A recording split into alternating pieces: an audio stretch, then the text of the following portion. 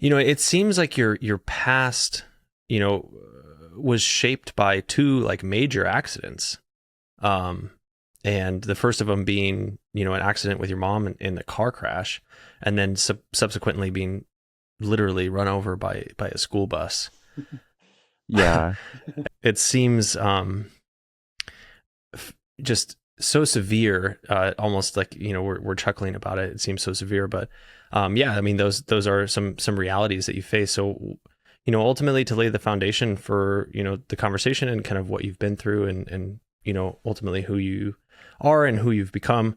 I'd love to dive into those two kind of accidents and lay that foundation before we continue. So as much as you'd like to share, I guess we'll start with the car accident with your mother and then kind of like roll into the subsequent accident with the school bus. Yeah, totally. Yeah, I guess like when I was really young, I was in this car accident with my mother.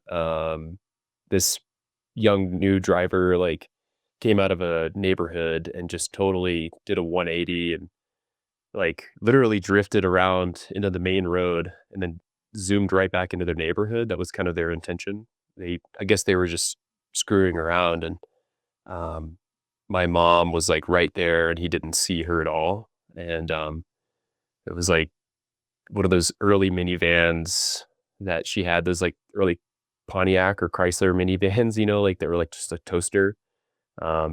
And like she just plowed right into him and like I think you're going like 50 miles per hour or like 40 miles per hour and just totaled both cars. And um, yeah, I like got like a really bad traumatic brain injury um, and kind of just woke up in the hospital afterward and ended up having to deal with that for a lot of years after.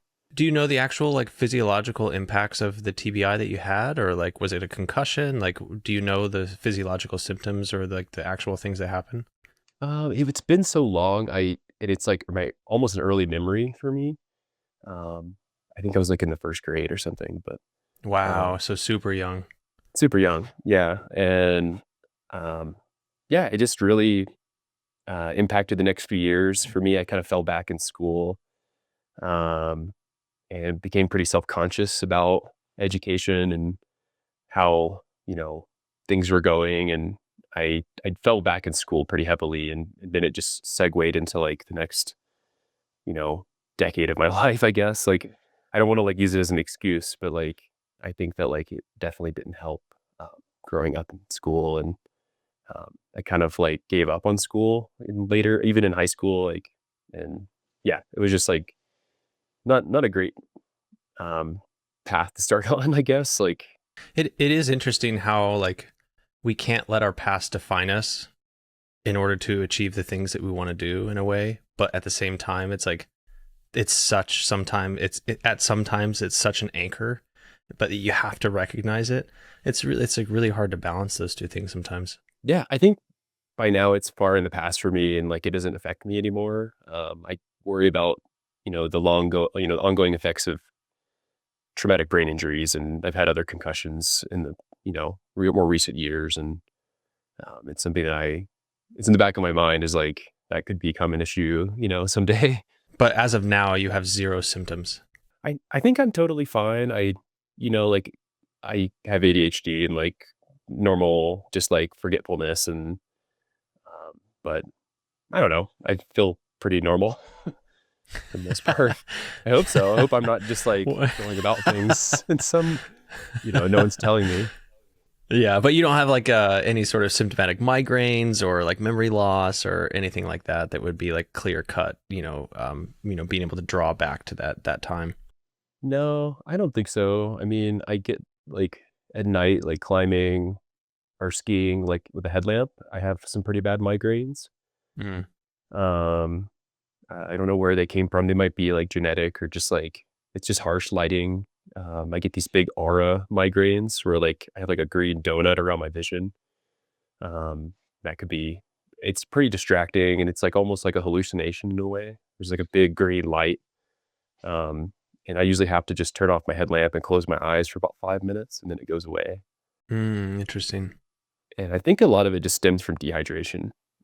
And then, being in, moving for a long time. But that's probably the only thing I've ever noticed with like, yeah. Now, in the film, you had talked about kind of this like early onset struggle with kind of self-worth, identity, a lack of vision for the future. Did that all kind of like stem like where in the timeline between these two accidents did that kind of like struggle that you dealt with manifest itself? I think that it probably was throughout both. I mean, like, I think the first one was probably the catalyst for a lot of lack of self-confidence in school and, just feeling behind and feeling like maybe I was slow or something in schooling. But yeah, and then, like, the second one happened, like, right after I, left college. I went to college for about a year and then dropped out and, like, got in this really bad accident about a year after that, with the bus, and, yeah, they both just kinda culminated, and, um, it was, like, time to move on and, like, change life and move into a new chapter. But I think, like, when the second accident happened, I, was in a pretty low place already, um, and it was, like, kind of this moment of, like, I realized that I had another opportunity to actually wanted to, like, live life, and, like, I was kind of wasting it at the time. Um, yeah, I wasn't doing much with life, and, I just was like, "Well, I had this, like, I want to live now, and now hopefully I can, like, hopefully I can walk again, and, hopefully I can, and if I can, then I'm gonna, like, push the gas pedal and, like, live life to the fullest." Yeah, in the film you had mentioned a pretty striking moment where you got you were big into downhill skateboarding and you ultimately picked this downhill line and kind of like ran yourself into oncoming traffic, accepting the consequences that may have come that ended up not coming. It seems like a stark contrast to the mentality that you ended up having after your second accident. What do you feel like was the big change there in terms of like seeing the world in a different light and kind of like making, one decision versus the other? I think going I it was an ultimate low for me, that day. I just thought that, like, there was no future, and I just needed to just move on and in my life, I guess, like, so I decided I would just go into oncoming traffic at, like, 50 miles per hour and see what happens, and, for some reason, there were no cars. Like, downhill skateboarding is, or at least to be it used to be more popular, and, um, we would go out and, go quite fast on these roads. Like, we would, usually stay in our lanes, and, like, if we're going around blind turns, like, we would definitely be in our lane. But I just chose to, like, blast every turn, like, at its apex, and, you know, um, I it was pretty dark, but yeah, nothing happened. I got to the bottom of the road and just, like, it's like, "What am I doing?" This is pretty bad. But I was, like, a construction worker, and, um, like, I was watching a lot of my friends, graduate college and move on to careers, and, I had just didn't even, like, know what I was doing tomorrow, and had this low-paying job, and I lived in, bad part of town in Atlanta, and, it's just pretty low. But and then the accident happened, and, um Yeah, what were the circumstances of the accident? Just so, obviously I'm for sure gonna like plug the film and get people to kind of go there and watch, but just so people have kind of a foundational understanding of what exactly happened, like lay the foundation for what that accident actually was and what happened to you. yeah, so uh I commuted on my bicycle to work every day. I would take the MARTA train, from my apartment. The train station was across the street, so I just, bike across the street and go through the city on the train, and then bike, I think, like 7 miles to work every morning. It's this lovely bike ride, and I missed my train that morning and was on the next one and was about 10 minutes late for work, and I was biking along the side of the road, and there was a lot of traffic, and, it was all just in like a big standstill. There were no cars moving, and this like full 24 seat school bus just like turned to the right on like a side road, and I just happened to be like right in its blind spot, and I hit the side of the bus and then like flew underneath it, and it ran like right over my waist. um, and it was pretty intense. I just like, wow, this is really happening. Like I'm getting run over by a giant vehicle right now. So um, yeah, it was a really weird thing to watch happen, and I didn't lose consciousness. So I was kind of there for it the whole time, and was just laying in the road, like looking down, and I could see the inside of my pelvis just sticking through my pants. And I knew that, I at the very least was like paralyzed. Um, and I chose to like not move and like stay as relaxed as possible. And I just yelled at the top of my lungs, like trying to get help. Um, You had said in the film that you like basically thought you were gonna die. Is that true? yeah, I was like almost 100% certain that I was going to die in that moment. What was that experience like? I think that like I've spoken to so many people in this podcast that have been in obviously not the exact situation that you've been in, but similar situations where death was imminent or unavoidable. And a lot of them have a similar experience. So I'm curious as to what your perception was. yeah, I was just laying there, and it started to rain a lot, which is like extra dramatic, like it just was raining. Um, and I just laid there, and the bus driver ran up, and we locked hands. He was like holding my hand, and I couldn't see him. I just like saw his like silhouette in like the street lamp, and we like exchanged some words. I don't really remember what I said, but I just was like, man, this is it. This is the last person I'm gonna see, and um, it's all gonna be done. And it was really easy to be there in that moment, um, just laying there, like knowing that that's about probably gonna die, like. Um, but it was pretty amazing. Like the reason why there was traffic, there was a whole nother accident that had occurred, like down in an intersection below, and it was some false alarm, like just no one was injured, but the paramedics were literally like maybe 100 yards away, and they like cleared traffic and just bumped up to where I was, and um, put me in a pelvic finder, which is a pretty serious thing, like uh, it's essentially a tourniquet for your midsection. Um, and I think I had a lot of internal bleeding. And your femoral artery is like it's like a very important, massive artery in your body. And um, I think that it had been ruptured, and I was just like moments, I don't know, like it was just like sheer luck that they were there. And I went to like one of the best trauma centers in the United States, which is in downtown Atlanta. So it all just, I got very lucky. And things, I didn't die. Obviously, I'm here, but Wow, and it seems like from the accident, you don't have any lasting injuries. You handled PT super well. You were super strict about that, and obviously, you had this road of progression to get better. But I mean, for someone who's gone through something that traumatic and that physically damaging, you seem to have recovered tremendously well. yeah, it's kind of weird. It's in some ways feels like it didn't happen, um, Wow. Yeah. which is hard to say almost. But it did happen. And Yeah. Are you spiritual, religious? I'm not. Um, Okay. I Because mean, yeah, you not know really. the phrase that comes up like everything happens for a reason. Do you resonate with that phrase? Have you added meaning to this survival? Do you feel like you owe a debt to the universe or the world in a way? Like, is there a purpose that you have left to fill, or is this all just chaos and you were a victim of chaos? I'm not sure. I mean, yeah, that's a deep question.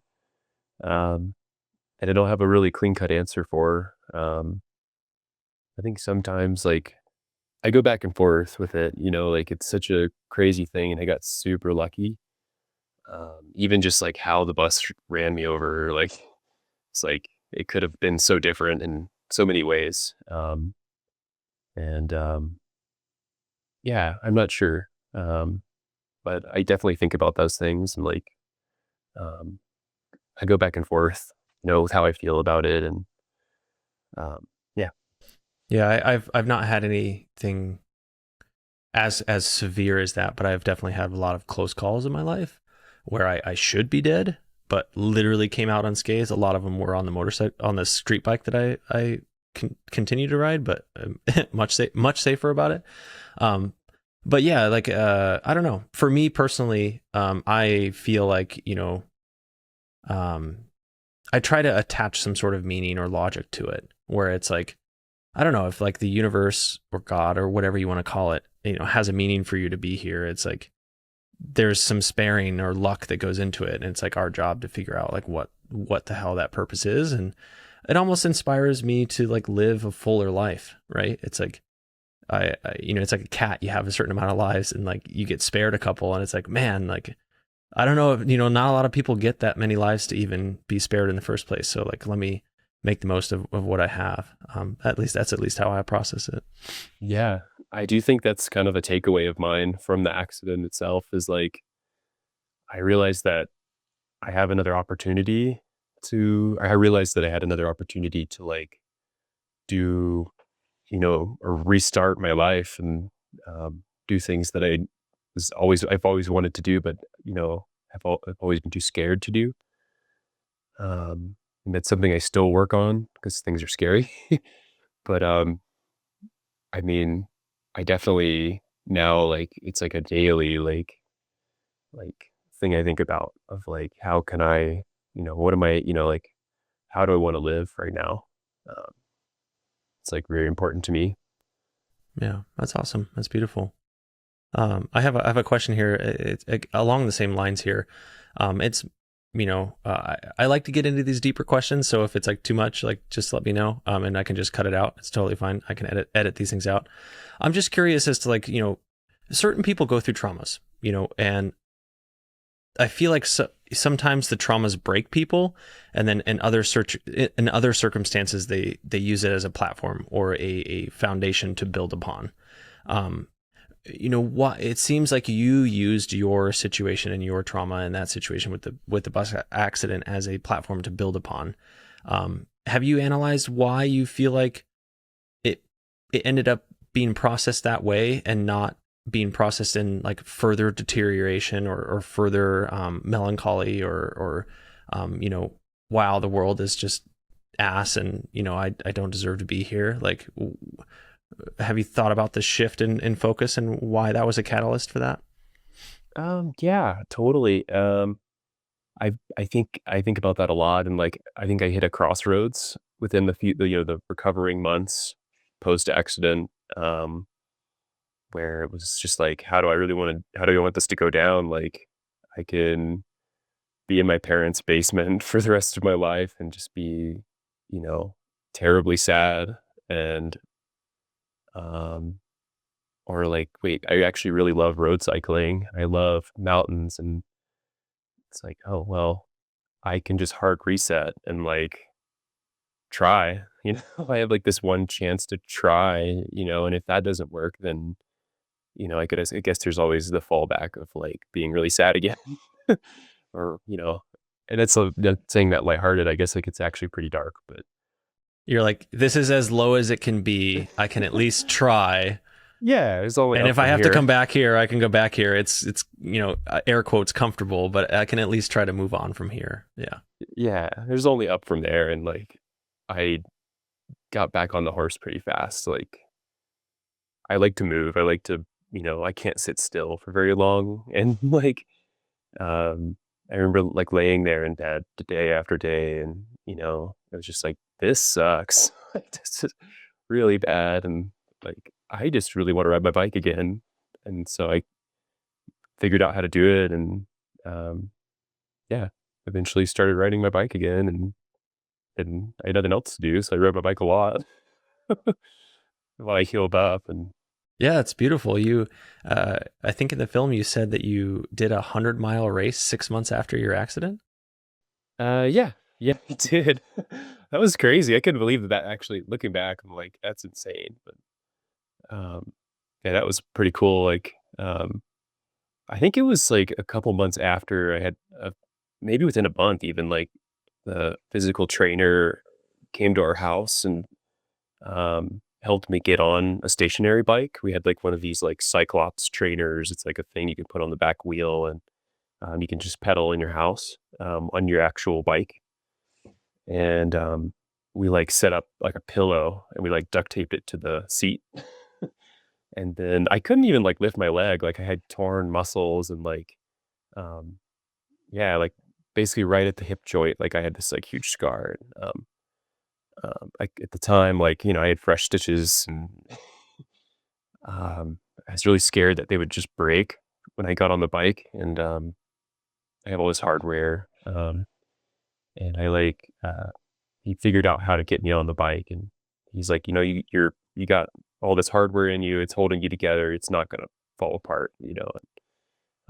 I sat on it and I could sit on it and he held me and I just kind of pushed the pedals with like zero resistance. And then I think within like a week, I was on the bike for like 30 minutes with zero resistance. And then it was like I sat on it for like 4 hours. Like zero, because I was like the alternative was just laying there. Yeah, totally. Mhm. So I like pulled a little TV into my room and I'd watch like Netflix for hours and just like pedal until I couldn't do it anymore. Um, yeah, I couldn't even walk, but I could like bike like 40 miles. Yeah, that's what you said. You'd get off the bike and you'd use it as like a crutch. Yeah. Yeah. I resonate with that though, because I could at times I can climb better than I can walk after my injury. And so it's just a weird juxtaposition to be in. It's like the movement we love, we're better at than just walking around the world. It's funny how hard walking can be. It's tough. It can be pretty Yeah. tough. Gravity's a bitch sometimes. Yeah, totally. Yeah, and so you had this giant catalyst to move out west. You left with just two backpacks. You had said that you let go of everything, all of the self-loathing included. So there was this physical sense that you were leaving, and this mental sense of yourself that you were leaving behind. And you moved to the west. And you also have this quote here. You said, "Life's too short to follow other people's rules." I really liked that, and I felt like that move coincided with that quote that you had. Am I connecting that well? Do you feel like those two things kind of like coincided with each other? Yeah, totally. I totally think so. Like I was having like I think when I said that I was like having a really rad moment. Just like enlightenment, in the Yeah, man. mountains. Yeah, for sure. But it's so true. Like, yeah, there's no other time for dogma and other people's, how they feel about you. I mean, it's something that it's easy to say. It's much harder to deal with on the daily. But yeah, it's a good thing I think about often. It's like I'm gonna go out west, so I'm gonna like figure it out.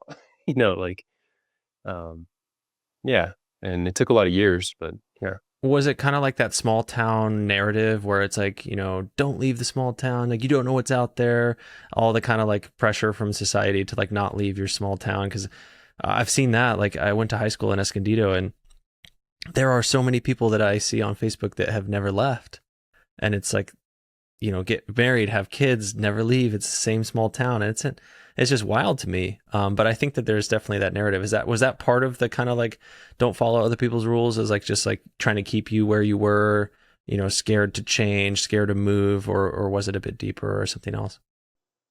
I think that it just like boiled down to I'm just not destined for something conventional that I never was and was trying to fit a box that I didn't fit in. I think everyone that I knew was pretty psyched for me to go do something new and like try to, better myself. I had a lot of support. That's cool that you had the support to move out there. I think that's definitely key.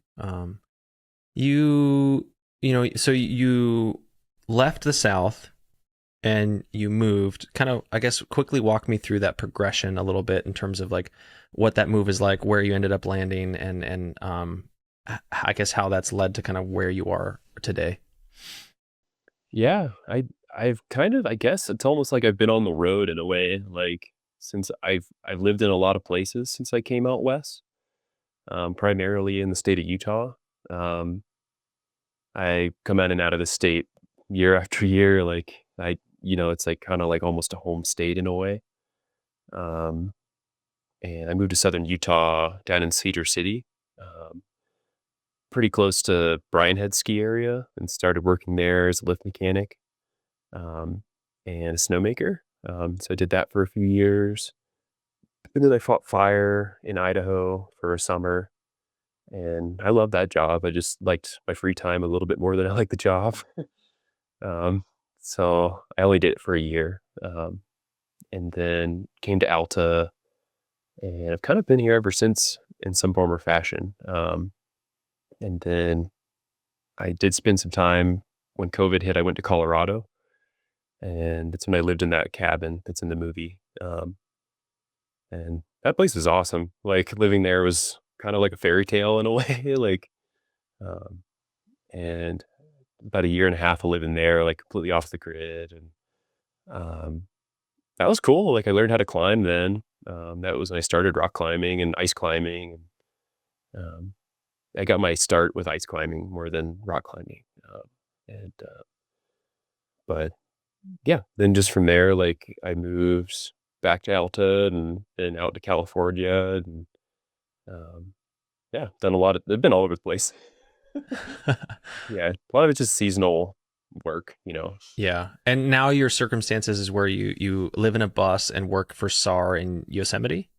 Yeah. I actually live in one of the tent cabins in the SAR site. But I do have like a pretty cool bus setup that I use like in the shoulder seasons, and yeah, it's pretty cool. But And yeah, then in the winter you're in Alta in the mountains in Utah doing snow work at the resort. yeah, I like cook for the employees that live here. Part of the reason why, I you came onto my radar was because of all of this work establishing routes in Yosemite that you've done this last season. Um, but before we jump into those stories, I'd like to lay this kind of foundation with this element of like solitary, like being solitary or being I want to say alone, but that's kind of like it's kind of like a weighted word. It's more just like I guess being alone with yourself. It seems like from the film and things that we've talked to each other about, it seems like there's a struggle there at some points in your life, and it seems like some of that showed up during the Hardrock 100 that you skied, which was wild. Again, something to reference in the film. So if I haven't already mentioned it in the intro, like for sure go check this out. I'll put it in the show notes. But it seems like at a certain point during that objective, when you were coming down, I forget to which town you were. I think you were coming down to Ouray. You were like, "This is it. It's over. I can't do this anymore." And it had been after kind of like this solitary push that you had been in. And after that, it seems like you had support from your friends for a large majority of the last push.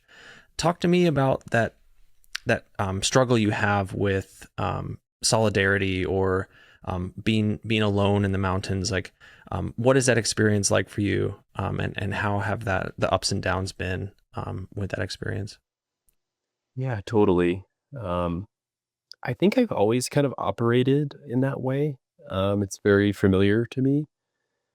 Um, To be alone? to be like a solo adventurer, I guess. I guess how you'd word it. Yeah. Um, it's much more familiar, and it's easier for me to make decisions on my own. Um, a lot of times I spend with other people, I worry about them sometimes, or like I worry about how how it's all going to work out, or it's just sometimes it's a lot easier to go out by myself into the mountains. Um, but I think like I did learn a lot on that one, that like support is really nice, and like having a partner, having, friends be a part of an adventure is, makes it so much easier. Like, it's just so much more fun. It's just type 1, fun and laughs, but kind of always treated mountains and, like, traveling alone, like a very, like, it's very sacred to me, and so I strive for that a lot of times, and, sometimes I do lose sight of how valuable it is to, be out there with a partner and, to enjoy a space with someone else, an experience with someone else. You have mentioned though, I guess in our meet and greet, and I think you had mentioned it in the show where there was some sort of psychological aspect to being solo that was a challenge. Am I misunderstanding that? I no, I think that, yeah, at times, especially early on in, like, my climbing career with big wall climbing, it was really tough to cope with things that would come up. There's no one else to really help you along, or to move along the team. It's kind of like you have to figure it all out, and, like, if when bad things happen, it's like a lot of it's how you respond to them, and, it was a really harsh learning curve, and, like, I'd spent a lot of time pretty frustrated, especially learning how to big wall climb by myself. Um, there was, like, a really steep learning curve, and I got my butt kicked on a lot of things, early on. Um, but I think it's been interesting to see how the mind is, like, quieted over the years, and now it's like, things happen, like, all the time, like, we're human and, like, mistakes happen and, like, little things, weather happens and, you know, plans don't work out exactly and, I'm more tired than I should be at times, and, um, yeah, it's just like I have a much more quiet mind now, and I'm much more comfortable with making mistakes and, like, dealing in the moment. But it's been, like, an interesting learning experience that it's kind of become really beautiful, um, to, like, acknowledge. It's like I have this moment to, like, take a step back, and this is a training or, like, a learning experience for me, or a chance to, like, practice this, like, calmness, and that I don't need to react. Reacting, uh, requires more energy. Yeah, I mean, it totally makes sense where, especially learning a new skill with such high risk and so many intricacies, doing it on your own, trial and error, like figuring it out for yourself can be extremely mentally taxing, versus Yeah. having a mentor or someone to share that experience with, to bounce ideas off of, to be like, to check you, for them to check, for them to check, you to check them to check you. It's a much more collaborative environment. But like you said, after a while, I can imagine you find this peace and understanding and reflection where it's like, okay, wow, like I've learned so much, and I'm able to like apply these skills in a way that makes sense. And um, yeah, solitude in the mountains. I've talked to so many people that have had just such a beautiful connection with that, and almost to the point where they prefer those experiences in the mountains by themselves, to have that kind of experience that they search for. Yeah. I think I am in that camp as well, where I it's not that I would rather, it's just that it just feels, I guess maybe is that a rather, but it's like a special thing to go out with another person and, like, experience something, and, I think a lot of times it's just, like, a sacred thing for me to go out and climb on a big wall by myself. It's, like, just my space. I don't know. It feels really nice. There was one person that said that they felt like it was when they're alone in the mountains, they feel like they can be themselves without any, whether it's intentional or not, any judgment or any feeling like they need to perform, or act in any sort of way. It's like this purity of expression because there's no one else there. Do you resonate with that? I think I do. I definitely do with aid climbing. Um, harder aid pitches can take a long time sometimes, and I've noticed that when I'm with a partner, I worry about them. Like, I'm like, they must be so bored at the belay. Like, we're Mm. 4 hours into this lead. Like, like, Yeah. and by yourself, you can just blast music and, you know, stop and drink water and hang on a hook and, just sit there and take it all in. Um, it's just so much more peaceful, I guess. And it's not even what the other person, who they are, or like it's just like the energy that it brings. There's, like I start thinking about that instead of the climbing, or whatever it is. And like the hard rock itself, like I think it got to the point where things were getting kind of dangerous with my like where I was going mentally. I'd been hallucinating for like a whole night, and then it was going into the next day, and um, yeah, I just didn't really feel like I had it mentally anymore, where it would be safe to continue. And thankfully, there were people to like go with me, and like we walked together for the rest of it. Yeah, it's wild. I think you were moving for 72 hours, 72, 90 something hours? It was 70 hours. 70 hours. And you said you had 1 hour of sleep? Yeah, I slept for 1 hour in my friend's van in Ure, and like it felt like it was a whole night's sleep. It was really cool. Wow. Wow. I got up and like just went, put a new pair of socks on and put my ski boots on and kept going. Wow. That's wild. Yeah, it I was don't think crazy. I for sure have never been in that position where I could say I've been up for that long. I don't think many people can. Was that by choice? Where you're like, that was how you wanted to go into it? I'm not going to sleep like as much as I can for this entire objective. I'm going to stay moving. Yeah, it was. I just wanted to see how fast it could be done, or that I could do it. It had been done before, and I kind of wanted to do it in a different style. Not to like discredit anyone. I just like thought maybe that I could go faster and maybe really see how deep it could all go. And yeah, I didn't really know how long it was going to take. And I did train a lot that year and like got really good at vertical skiing. Like I was skiing a lot of uphill that season, and I didn't have a job. I just like lived in a cabin and like lived very frugally and just kind of like skied every day in the backcountry. That's So awesome. yeah, Yeah. Really cool. Really cool accomplishment. It really insane that you like on-sighted most of it as well because there wasn't much beta, right? It's a trail run, not a ski. yeah, it was kind of hard to follow the trail. Yeah, totally. A lot of it, I used Gaia, and like you could kind of like at night, like look at the map and see where it went, and then ski for a little while, and then look at the map again. Um, and it was like I felt like I was in a submarine at night, skiing through these like frozen alpine bowls. Um, yeah, some of them were pretty huge. That's It was wild. cool. It Yeah. was a really cool experience. Has anybody repeated it since? Not that I know of. That's cool. Yeah, I was like really into that kind of thing for a couple years, and kind of like I just kind of lost my psych for big, long like mountain pushes like that.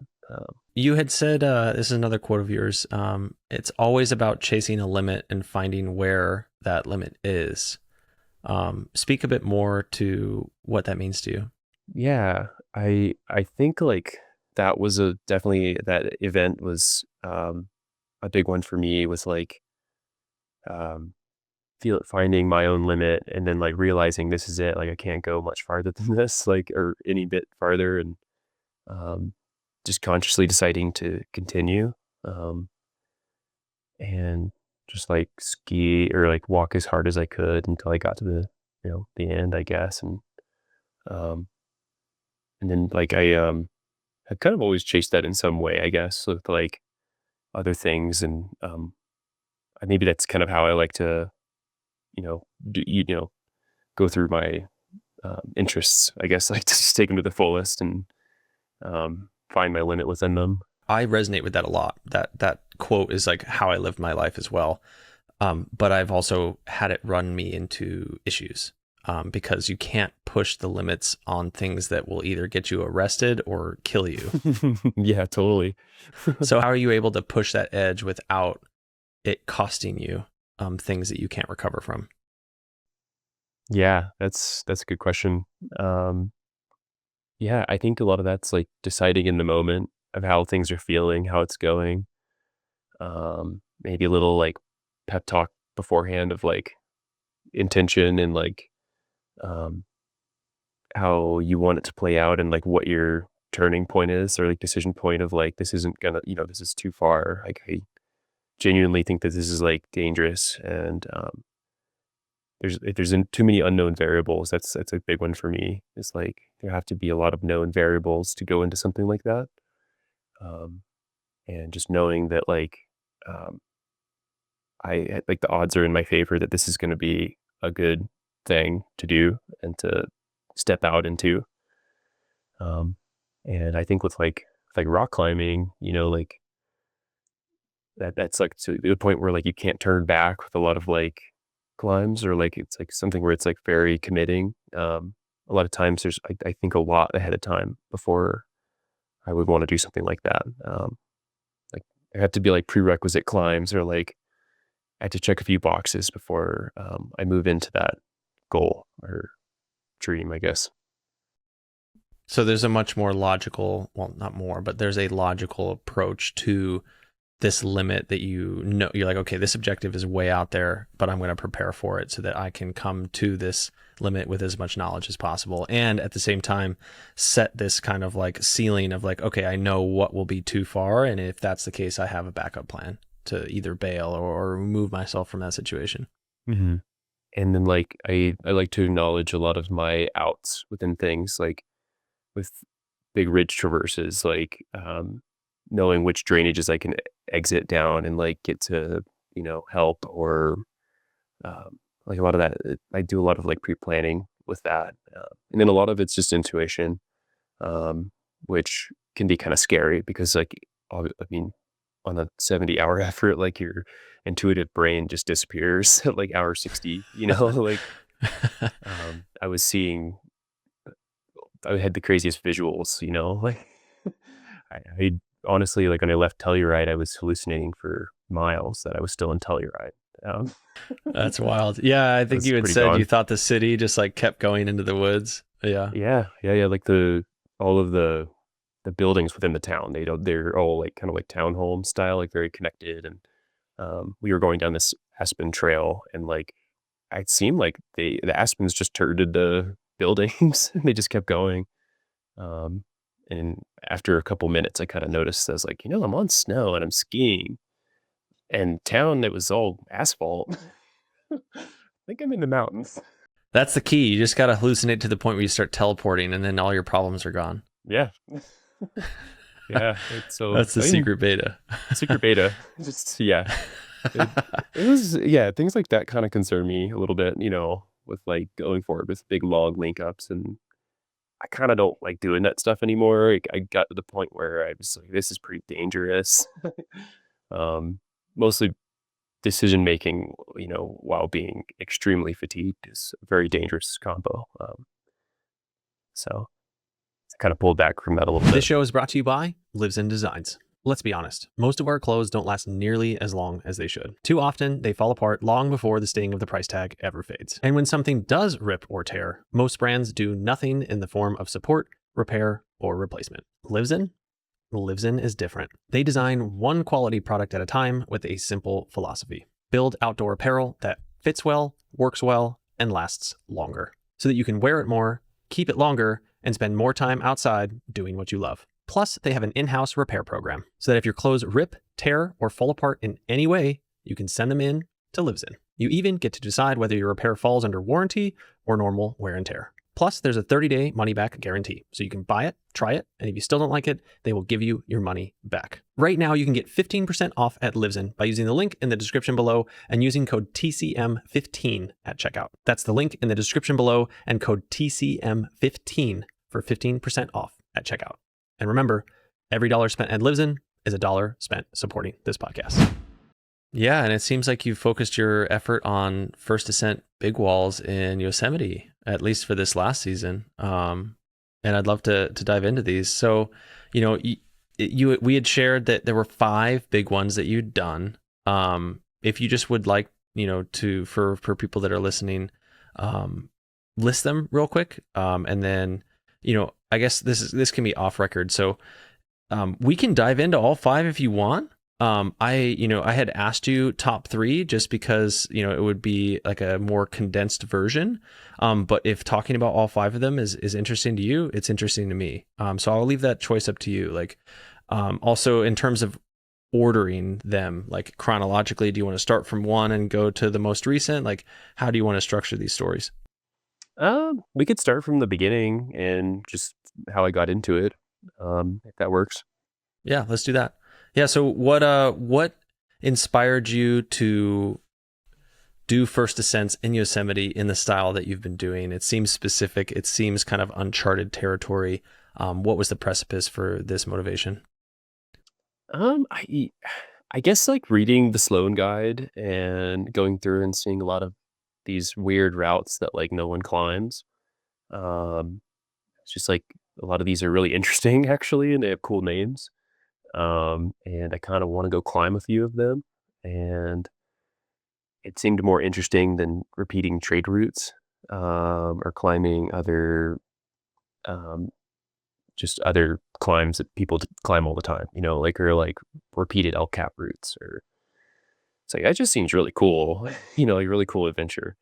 Um, so I spent like about half the summer kind of like looking at walls through, a telescope and found um there was only two routes or like three, no, I think there were four routes on the Camp 4 wall. It's like this really obscure amphitheater wall behind Camp 4. Um that nobody climbs on. It's like just totally a choss fest.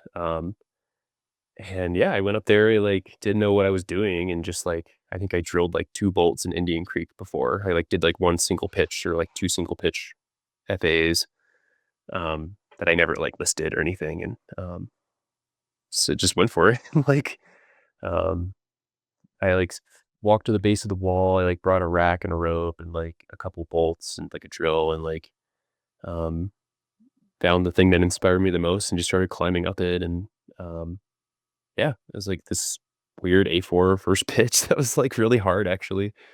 Um, it's like this slabby, like, hooking, like, I think it was, like, 7 or 8 hook moves off the ground, and then, like, I, like, placed a bolt, like, way over my head, you know?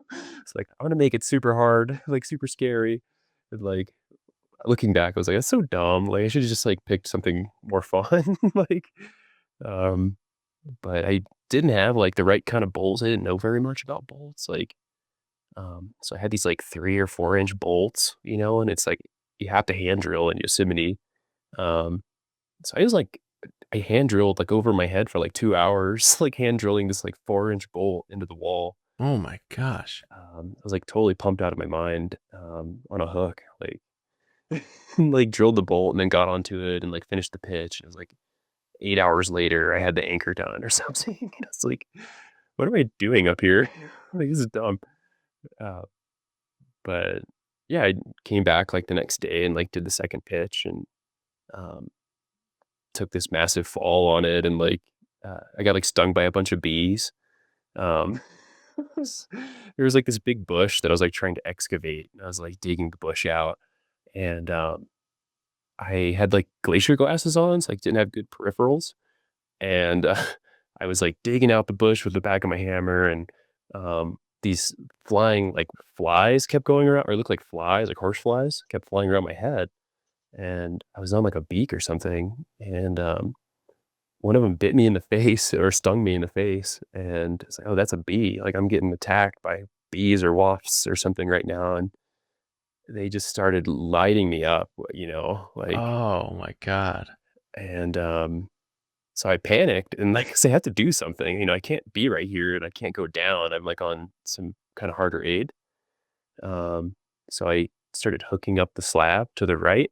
I was like, "I just need to get away," like, just, like and I got off, like, 3 hook moves, and I blew the feature that I was hooking on and, like, whipped and, like, ripped some pieces and then fell, like, 50 feet, like, down, uh, towards the anchor, and, like, I had, like, one of the beaks, like, stab me in the butt. And I was just, like, bleeding a whole bunch, like, my pants got ripped open. Holy shit. I got, like, just destroyed. Um, and, yeah, I got my pants were just, like, completely blown out in the back, so, like, my ass was, like, totally exposed. And then I went up there and just, like, finished the pitch, like, I drilled a rivet below the bees, and then I drilled a bat hook, and just like accepted. I was like getting stung, and I just like drilled it and then got past them, and they like didn't bother me anymore. They just didn't want me like excavating their hive. Wow. Wow. Um, So that's the crux of the route for anybody that's going to continue. yeah, the surprise bees. I just let them be. I didn't like deal with it. It would have been nice to continue straight above where they were. There was a really nice crack system. And I ended up doing this kind of really interesting, like other way that I had to like throw a hook on like a long piece of cord of lead and hook a flake. And then I tied like a bite in the bottom of it so I could put my aider into it. And then I could like stand tall enough to actually like hook onto or grab onto the top of the flake. Wow. And then I could like climb up after that. But It's like some Batman shit. super Batman, like engineering. Yeah. But yeah, that route was really cool. It was like I'd like to go back and climb it again, and maybe replace some of the hardware with like better hardware. Um, but yeah, it was a cool route, and it took me like I think like 15 days to do or something like that. What did you end I up naming it? It's called the Infinite Now. Um, just like super inspired by being in the moment. Like I'm gonna go do a new route, like I'm doing it. And yeah, I went up there and like just climbed and figured it out. And it was a really cool experience. Like such a weird wall, It's like this place that no one goes to. And that wall's like special to me now. Like I've gone back since and climbed another route on it. And um yeah, I kind of want to go back again next year and do another one. Like it's just a quirky, weird wall. Another Um, route on the same wall? yeah, yeah. It it's like 1,500 feet of climbing, and um, it's been an adventure every time I've been there. So Is it on El Cap? no, it's like when you're in Camp 4 and you're camping, if you're at the Midnight Lightning Boulder, and you look straight up to the right, there's a big amphitheater. Um, and there's like this wall back there, and it's just people overlook it if they don't think of it as a big wall, but it's a cool wall. There's actually some cool features on it. Yeah, And that was the first route that you have done this season that was a aid FA in Yosemite yeah, that one was last year. last year. Okay. um and I did that in the heat of the summer, and it Ooh. was on a hot aspect. It's like on a southerly aspect. I just was up there in the heat just getting destroyed. Like You just uh wanted to suffer. apparently. Yeah. I mean, I just really wanted to climb a new route, and then I found one and was like, I don't even care. I'm gonna go up there and figure it out. Yeah. Yeah. That's Um, rad. And you're leading up, fixing an anchor, rappelling down, cleaning, jugging back up, and doing the typical lead rope solo aid climbing system. yeah, exactly. Yeah, 3 revolutions. And with that route I fixed super high. I fixed to like the ninth pitch. So I would like jug up to like pitch 9 and camp, and then I climbed like I didn't really commit to that wall very much. But I was just it was a new thing for me. So I wanted to like stay safe and have a way out where I could just wrap down if something bad happened. Or um, so I brought a lot of ropes and fixed like super high, and did like the last like 4 pitches in like 3 days or something like that. Just camped on a nice ledge. Uh, yeah, it was cool. That's awesome. What was the next objective?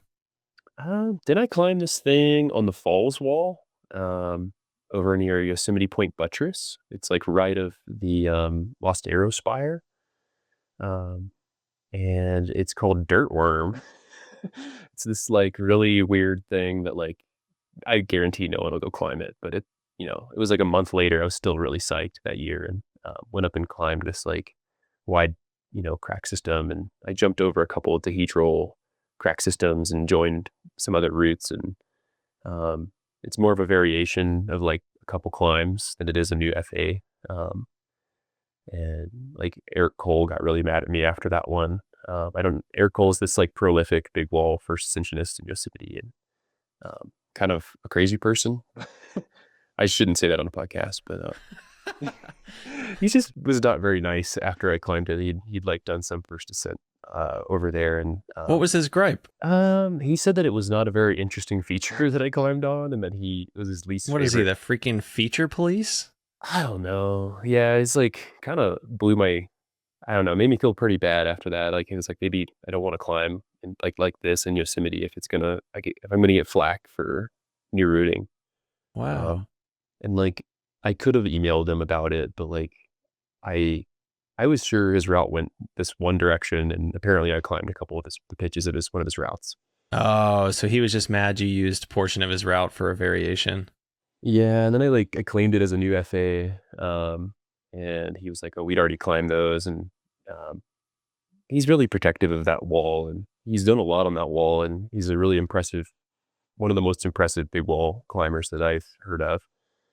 Um, but it was kind of harsh hearing from one of your heroes that like, um, you suck. So I don't know, I don't meet your heroes or whatever, but it, Yeah. it didn't stop me. I like rock climbing new routes, and I'm gonna keep doing it. But That's interesting to see. There's like this group of older climbers that are just so curmudgeon-y, and then there's another group that have found peace almost. It's very interesting to dissect the difference between the two of those kind of groups. yeah, totally. Um, he's an amazing climber, but I just, it's just a different culture, and thankfully, it's not like that in Yosemite anymore. Totally, totally. Did that route have any specific like meaning to you, or anything you learned specifically from that route, other than that you were trotting on the toes of curmudgeon-y older climbers? But yeah, I mean, I guess like the thing I learned the most is like really do a lot of research, and I've emailed him a lot since then about other features on other walls that are quite obscure. Like, hey, have you climbed this one thing on this one wall, like the 9 o'clock wall? Like, there's this one like corner. Like, I emailed him about it, and he said he'd already climbed it. But I don't know. Yeah, just doing a lot more research and like, um, Yeah, so I guess what's the ethics there? Because like, how do you know if something's not documented or publicized? How do you know whether it's a true first ascent or not? Especially in such a area that has seen so much development and traffic over the years. Like, what is that process like to actually validate whether something is a first ascent or not? yeah, yeah, that's a good question. Like at the end of the day, I guess I would just call it a new variation to one of his routes. Um, Totally. No, I understand that that might be the modern interpretation of after the fact, but like what's that process of actually validating whether or not something is a first ascent? It's like, is it this is a first ascent until someone proves me otherwise? Or oh like, yeah, totally. like Um, what's that process like?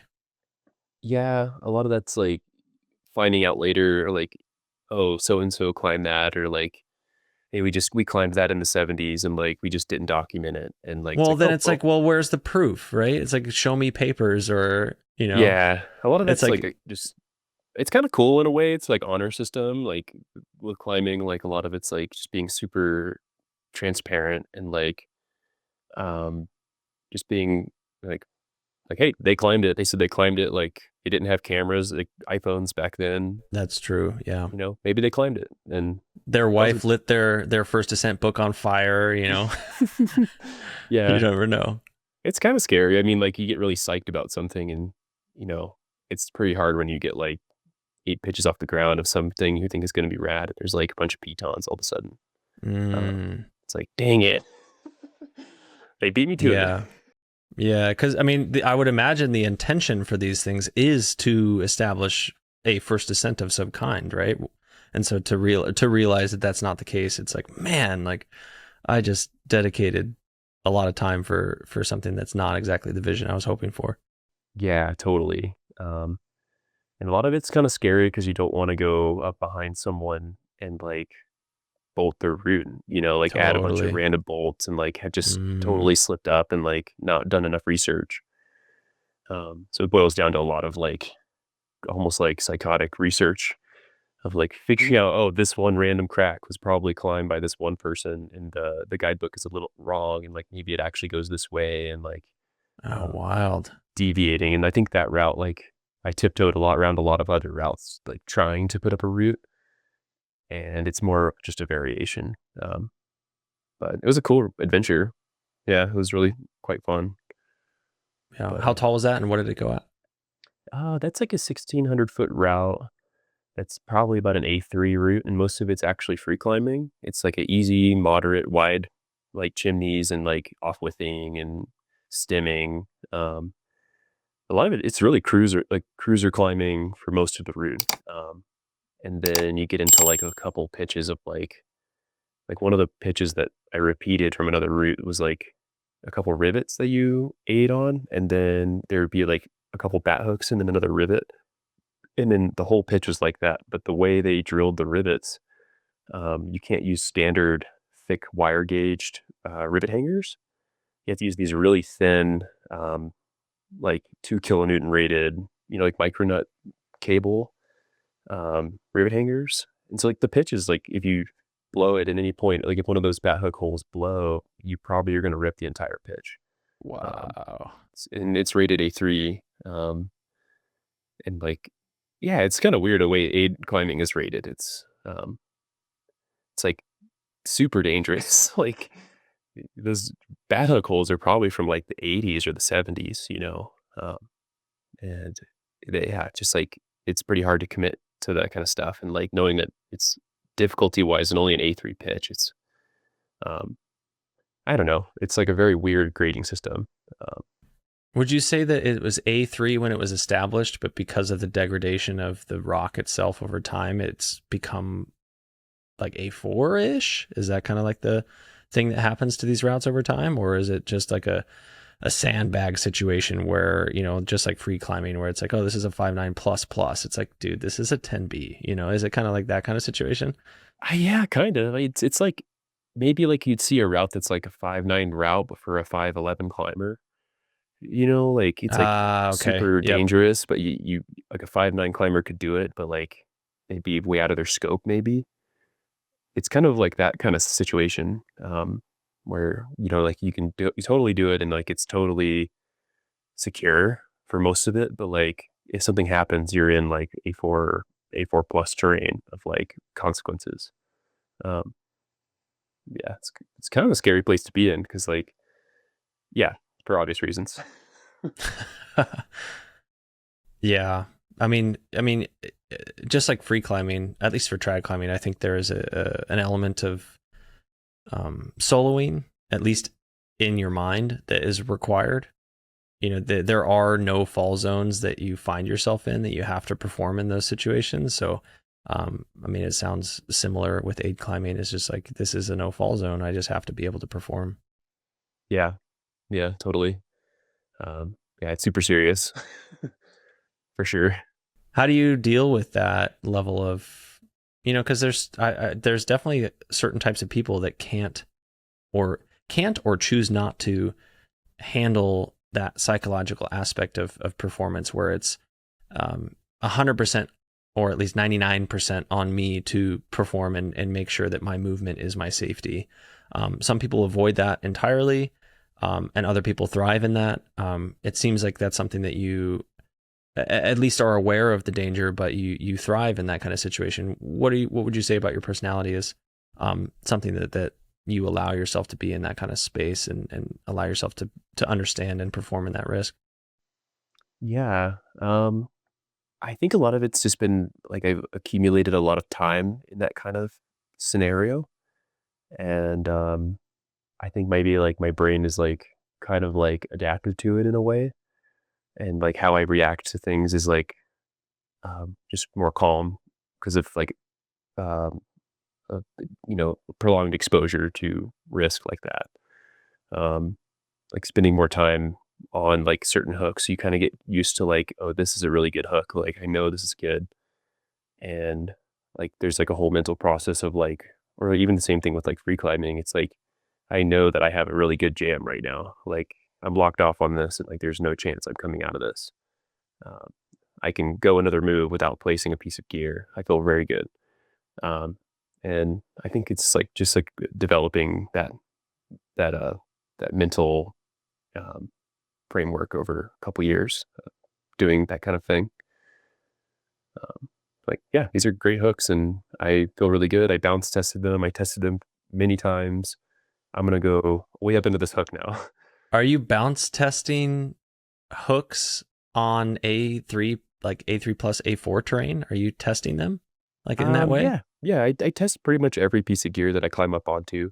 Are you testing it in a way where if it failed, you still would be static on the initial thing that you're standing on? Yeah, exactly. Like I That seems like a pretty like specific skill.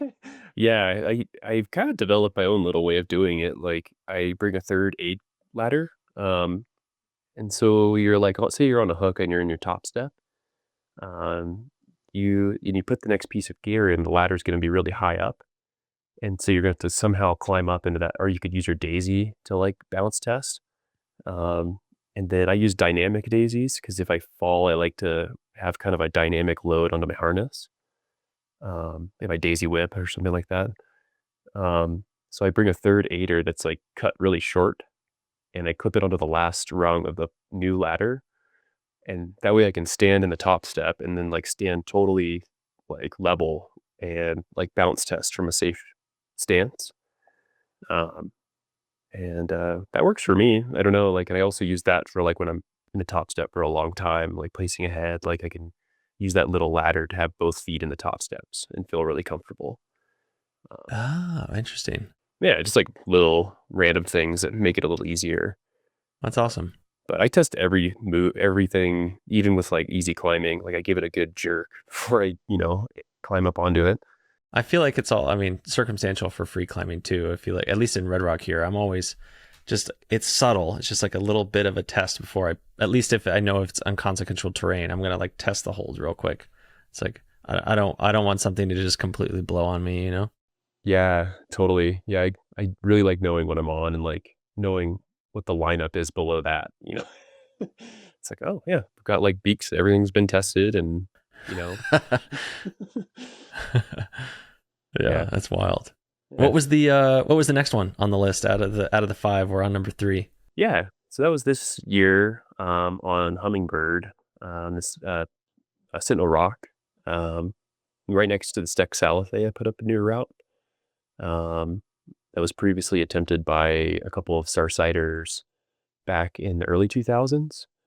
Um, Shane, no, not Shane Limpy, Everett Phillips, and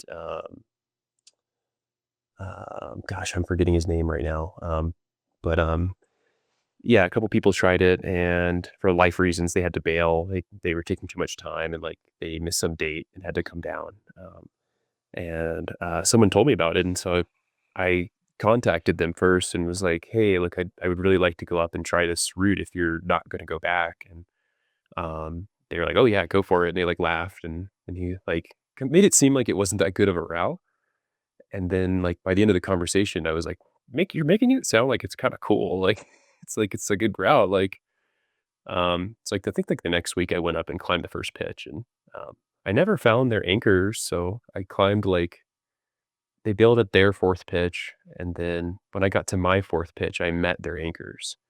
So I climbed like four brand new pitches up to where they bailed, and then I fixed down. I came back uh, quite a bit later in August and like finished the route in like 7 days.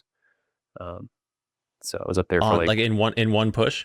yeah, I like dropped my ropes and then just like brought a porter ledge and spent like 7 days up there, just like having a great time. Like it was really fun. That's um, awesome. yeah, it was a cool route. Like it was like a big beaking route, so like lots of beak hammering and the rack is like 30 or 40 beaks, I think. So it's 30 beaks. Wow. yeah, it's a lot of beaking.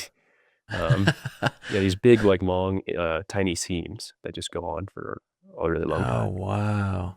Yeah, Wow. it's really cool. Is I would imagine like this is probably just a free climber aspect of just like looking at features in different ways, because when you look at it as a free climber, you're just like, that looks impossible, you know? But as an aid climber, I would imagine like the possibilities just start to expand a bit more, and you're just like, you get to climb these wild features that just seem so improbable. It sounds pretty cool. Yeah, that's like the heart of A climbing for me. It's just like, oh man, like we're out here on this vertical plane that no one should ever be on, and we're climbing it in some way, and there's still free climbing, like you do get out of the aiders and do some free moves above aid gear. And um, it usually has, you're usually wearing boots of some sort. And um, it's, it's really fun. It's a cool way to combine skills and move in a weird way in the mountains. Yeah, totally. And the Sentinel is such an iconic piece of rock. Oh yeah, yeah, totally. And this is like right up the prow, like in between the west face and then the Sentinel, or sorry, the Stick Salothe. So it's like right on the prow, going up, and El Cap's right there, and it's got some cool bibbies on it. That's awesome. Yeah, You said you had a pretty big fall on that route? I did. I took a massive fall on that route, and it was I think it was pretty traumatic for me um to go through. And What um were the circumstances of that fall actually happening? Yeah, I climbed this pitch that was like a upside down set of stairs. Like Upside essentially down. Oh, wow. like you're Okay. going out these little mini roofs for a long time. It's like pretty safe fall terrain, thankfully. And climbed the whole pitch, got to the anchor, and I traversed at the anchor about 40 feet to the right and climbed up these ledges and found the best place for a bivvy for the night, and like drilled the anchor and set up the haul, and I wrapped down the haul line down a different rope. And so I went back down a different way. And when I got down to the previous anchor, I released the bags and started chugging up like you normally would. And I guess I like somewhere along the line, like a rope got pinched and there was quite a bit of slack in the system still. It got pinched in a crack somewhere, or like around a rock, or um, and I was jugging up this bolt ladder that was at like a 45-degree angle. It was like four bolts. And then when I got to the vertical part, um, I, I'd re-aided it. So it was like just traversing enough where I needed to re-aid that pitch or that section. And I got to back on the jugs. I weighted the rope and I started jugging, and it like started slipping through the piece of gear I was about to pull out of the wall.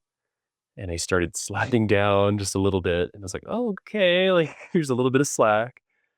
I thought I pumped it all out. I jugged a little bit and got all the slack out. And but I was starting to slide, and I like kind of like just held on and like waited for it to stop, and it never really did. It was like I went down about 12 feet like that, and then it just released.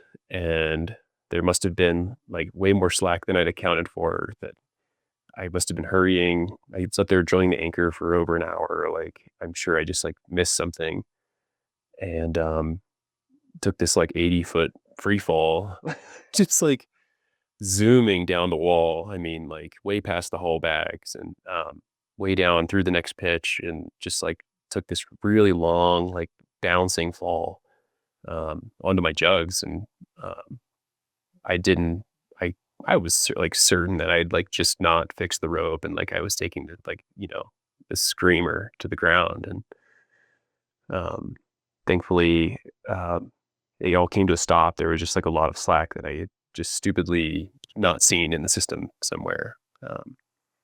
It scared the crap out of me when it happened. I was like just like shaking, and it like yelled the whole time I was like flying down. And uh, yeah, it was really hard to jug that pitch and not knowing the state of the rope. Yeah, Uh, because you had to jug back up out of that. yeah, I was like pretty committed at that point. Um, Were you free hanging? yeah, I was like out in space. Oh my God. Yeah, Holy shit. it was really traumatic. Wow. Wow. Yeah. So what was your point of connection to the rope? Just to ascenders? I had two ascenders, and then I had a Grigri as a backup because I had used it to Okay. re-aid through some Yep. horizontal bolts. And what Um, ended up arresting your fall? Was it the top aider? I think it was the top aider, honestly. Whoo. But there was a lot at that point. I had the whole rope in the system, so there's a lot of stretch, Yeah. Yeah. and um, somehow, like it just didn't de-sheath or like destroy the rope and break it and fall. Yeah, Um, because I mean that's a large thing that people talk about is taking like follow falls on aid, right? When you're jugging a pitch, is like if you don't pull the slack out and you whip or something like that. You're afraid of pulling the sheath out or breaking the rope. It's wild that there was no local damage at your point of contact. Yeah, and it was really eerie, jogging up the next, 100 feet, not seeing anything. It was like way below the gear, and like I cleaned the whole pitch, and then there was like a huge section, like maybe like 4 feet throughout the rope where I could just pinch it totally flat. And it was like the sheath was not broken. It was one of those Aramid Swift Protect ropes, like the 9.5, I think, that Edelred has. But like it was, the sheath was fine, but I think the core had been damaged a little bit. And I thankfully brought a third rope, and like just I like tied that one on as like a backup, like a lower outline for the haul bags, and like swapped ropes and was good to go for the rest of the route. But it was pretty scary for sure. What did you ever have like a moment of like, that's it, I'm going down, that was too close? I honestly didn't. I was just like, that was bad. Like, it was really bad, but like, I brought another rope for this situation. I'm okay. Like, I have all my gear. I'm still psyched. I need to like think about this and like really slow down. And I'd just be there for the night. And in the morning, I think I just did like a pitch and, just eased back into climbing the next day. Um, I had like, I think like 10 or 12 days to do the route. So I was in no real hurry. Um, and yeah, I just eased right back into it and felt okay. And I don't think I took another fall or didn't take an actual lead fall on the route.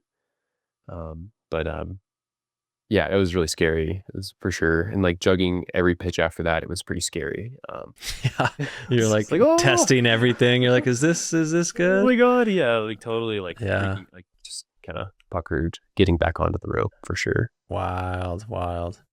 Yeah, it's so interesting. Yeah, trusting the gear versus trusting your hands and your feet. It's such a different experience. To like trust the systems that you're building. When you were falling, there's I've spoken to people who have gone through something similar, and there's like this sense of time dilation. Did you experience that? Yeah. I had some very clear thoughts of like, holy crap, I screwed up and I'm going to hit the ground now. And like, I'm going to hit the flying buttress and that's it, like, and I verbalized it. I like said it out loud as I was falling. And then I just all came to a stop. Just a nice soft catch, with all that rope stretch. But it was really scary. Was there any sort of like thought process other than like, this is what's happening, that went through your head? Any sort of like processing or like thought, or any sort of like element of reflection that came through during that moment of free fall? Yeah, I thought about the people that would have to deal with it, um, and how much that was going to suck for them. And then I thought about the people that I knew closely that would be impacted by it. And just I had time to think about that, um, which, yeah, pretty dark. But that's the reality of that. Yeah, I mean, it's just a wild place to be in. It's almost like, yeah, not many of us can be in a situation where we are like essentially actively dying Yeah. and have almost accepted that, and then come out of it and realize that you're not on the other side. It's like someone who goes into like a deep coma and then comes out of it. It's like, what was that experience like? You went on the other side, it's so interesting. And it's crazy that that's happened to you almost twice. Yeah. In a way where it's like, yeah, I'm dying and I'm mentally having to process that. And now it's like, never mind. You're not going to die. Yeah. Yeah. It's wild. That one was weird. It just like, oh, I'm still attached to this. Yeah. Yeah. Yeah. That's wild. So what's the route called on the Sentinel? What does it go at? How tall is it? And were there any standout, like on the positive side, were there any standout pitches where like, it's like, this is what you come for. This is the pitch that, you should go do this route for. Yeah. That one's called Hummingbird, and I think it's about a 1,600-foot route. and it goes at about A4, maybe A3 plus. It's like easy A4. Um, and there's a really nice pitch right at the crux pitch on the Stexalithe. There's this like green lichen, like neon green lichen head wall just to the right of the chimney. You go through like the narrows, like the legendary, pitch everyone's like nervous about. It climbs like to the right on the outside of that, just through this like neon head wall. That's like beautiful aid climbing. Like it's meant to be climbed. It's like this awesome beak seam that goes into like really easy cams and then like really thoughtful hooking and then just exits in a big corner and you're back up like in some weird unknown terrain. It's really cool. You can see it from the valley floor. It's just this big like lichen covered wall. I was like, that was the whole reason for that route was getting to that pitch Oh, cool. and Sick. climbing that. So, but That's that badass. yeah, I named that pitch the fourth dimension. It's like just really neon and like unique and kind of like trippy and cool. Um, That's awesome. yeah, Really cool. It's awesome that you saw it from the ground and that was like ultimately what you went for. That's really cool. yeah, Quick aside, if you're anything like me, you want climbing gear that's durable, stylish, and actually comfortable. No one wants to deal with blown seams, tight hip mobility, or fabric that deteriorates after a single chimney. Livesin makes the most stylish and durable outdoor apparel on the market, and their EcoTrek trail pants are literally the best climbing pants I've ever worn. They're comfortable, flexible, and packed with thoughtful features. A built-in drawstring, a phone pocket, an innovative leg roll-up system, and stitching designed specifically for movement. Plus, there's a 30-day money-back guarantee. So you can buy them, try them, and if you still don't like them, they will give you your money back. Right now, you can get 15% off your next pair of EcoTrek trail pants by using the link in the description below and using code TCM15 at checkout.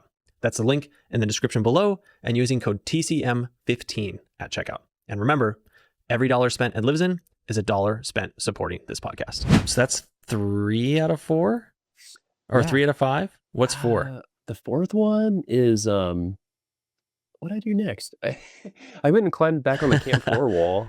Oh no, I climbed Enzo with my friend Owen. Enzo. I think that's what it was. Yep. Yeah, and that was really fun. We fixed a few pitches, of just like really interesting corners, kind of easier, moderate aid climbing.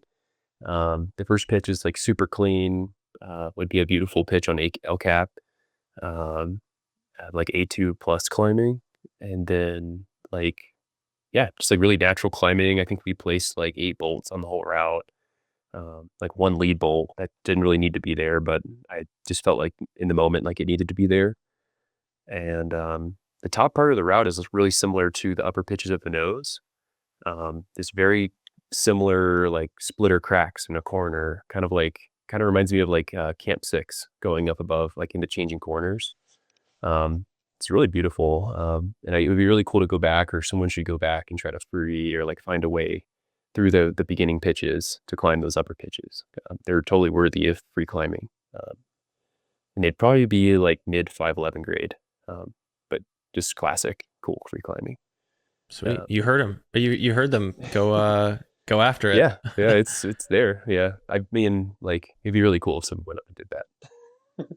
Yeah. Well, you said that the route had a lot of meaning. Yeah, The route name at least. Expand on that.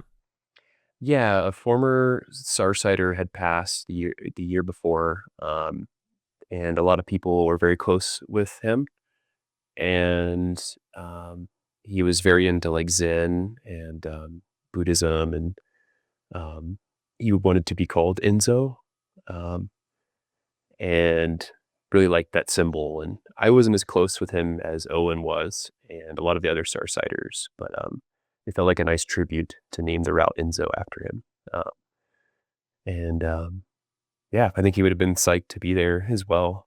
Um, so it just felt like, just like a tip of the hat to a former Starsider that a lot of people loved. Totally. Yeah. Yeah, that's awesome. What Sarsighter, what does that word mean? It's like search and rescue, and then the site is like where everybody lives. So the SAR site is like our little camp in Camp 4. We have like these tents that we all live in, and we stay there all season. And just like kind of wait for a rescue to happen. We're on call 15 days out of the month, and we just rotate and people get different days off, and um, yeah, just go through it like that. And Is there a difference between like Yosemite SAR and Yosemite SAR cider, or is it just like that's the way it's termed for someone who's living in the valley and the site and is also SAR? yeah, it's like someone who lived on the site and worked search and rescue, and then YOSAR, Yosemite SAR, that's just the the job. Um, and the group of people who go out and do that. But there's 10 Starsiders every year, and there's, I think 10 in Tuolumne as well. And yeah, we just go out and do rescues when we're needed, and um, yeah, that's what we do. It's a pretty small crew. 10 people. Yeah, yeah, it's like a tight knit small family, and we go out and we keep beepers on us at all times, and kind of just go throughout our day. We need to be like 30 minutes near our SAR cache, which is where all of our gear is. And we'll get a page that goes out, and it's like we need 4 people to go for a rescue on the mist trail, and we'll go to the cache, all bike there, and talk through what's happening, what's going to happen, and yeah, just go out and do it. There's other people that are involved in SAR, like the LEs or like the law enforcement. We'll go out with a couple of those people, and then there's like our supervisors. There's the the EMTs and like park medics that also are involved, and there's like helicopter, like HRT, helicopter rescue team. So there's actually like a lot of people involved, but there's 10 designated on-call starsiders throughout the season. Um, and that runs through like from like April into October. And this was your first year on SAR, being a Starsider? Yeah, yeah. This is my first year doing that, and it's been a great job. I really like doing it, and takes for the right type of person. I think so it feels good to do that and be a part of that group, and um, get to perform rescues and learn in that environment. Totally. What have you felt like was some of the standout moments of your recent experience there? Um, yeah, I mean, the most standout moment is probably just getting to meet everyone on the team and growing that camaraderie, and it's quite a family actually. So it's been really great, getting to know those people and going out into like the not so comfortable in situations, and um, performing a rescue with them, and then getting to go on like helicopter rescues has been a real joy. Flying over the valley is really cool, and getting plucked out of or out of the backcountry and go back to the heli base is pretty cool. Um, so rescues like that are probably the standout. That's cool. Yeah, I think, obviously Yosar is talked about a lot, but it's very rare, I think, for people to get like a perception of the other side, as it were, right? Yeah, totally. I guess, what are some misconceptions that you feel like the public might have about Yosar, or that climbers might have about Yosar, that maybe aren't true, or things that just people don't know that are important truths? Yeah, I definitely think there may be a few of those. Like, I think that a lot of people think of the site and the people on the team as like high level, elite, cutting edge, like, and like people are doing really cool things, like there's definitely some really cool things happening with people on the SAR site. But I think that it's just a bunch of climbers who are really psyched, and it's a very open and like friendly environment. Like I think it's an intimidating place for a lot of people to go to, like the SAR site. Um, but yeah, I think it's just like a bunch of goofy people who like to help people. Like at the end of the day, like maybe back in like the 80s or something, there was more like bravado and like, but it's just not that way anymore. It's a very friendly group of people, who are very, very psyched. Is it, with like the rescue, there's like the common belief that it costs a bunch of money. Like, does it cost people to get rescued by Yosar?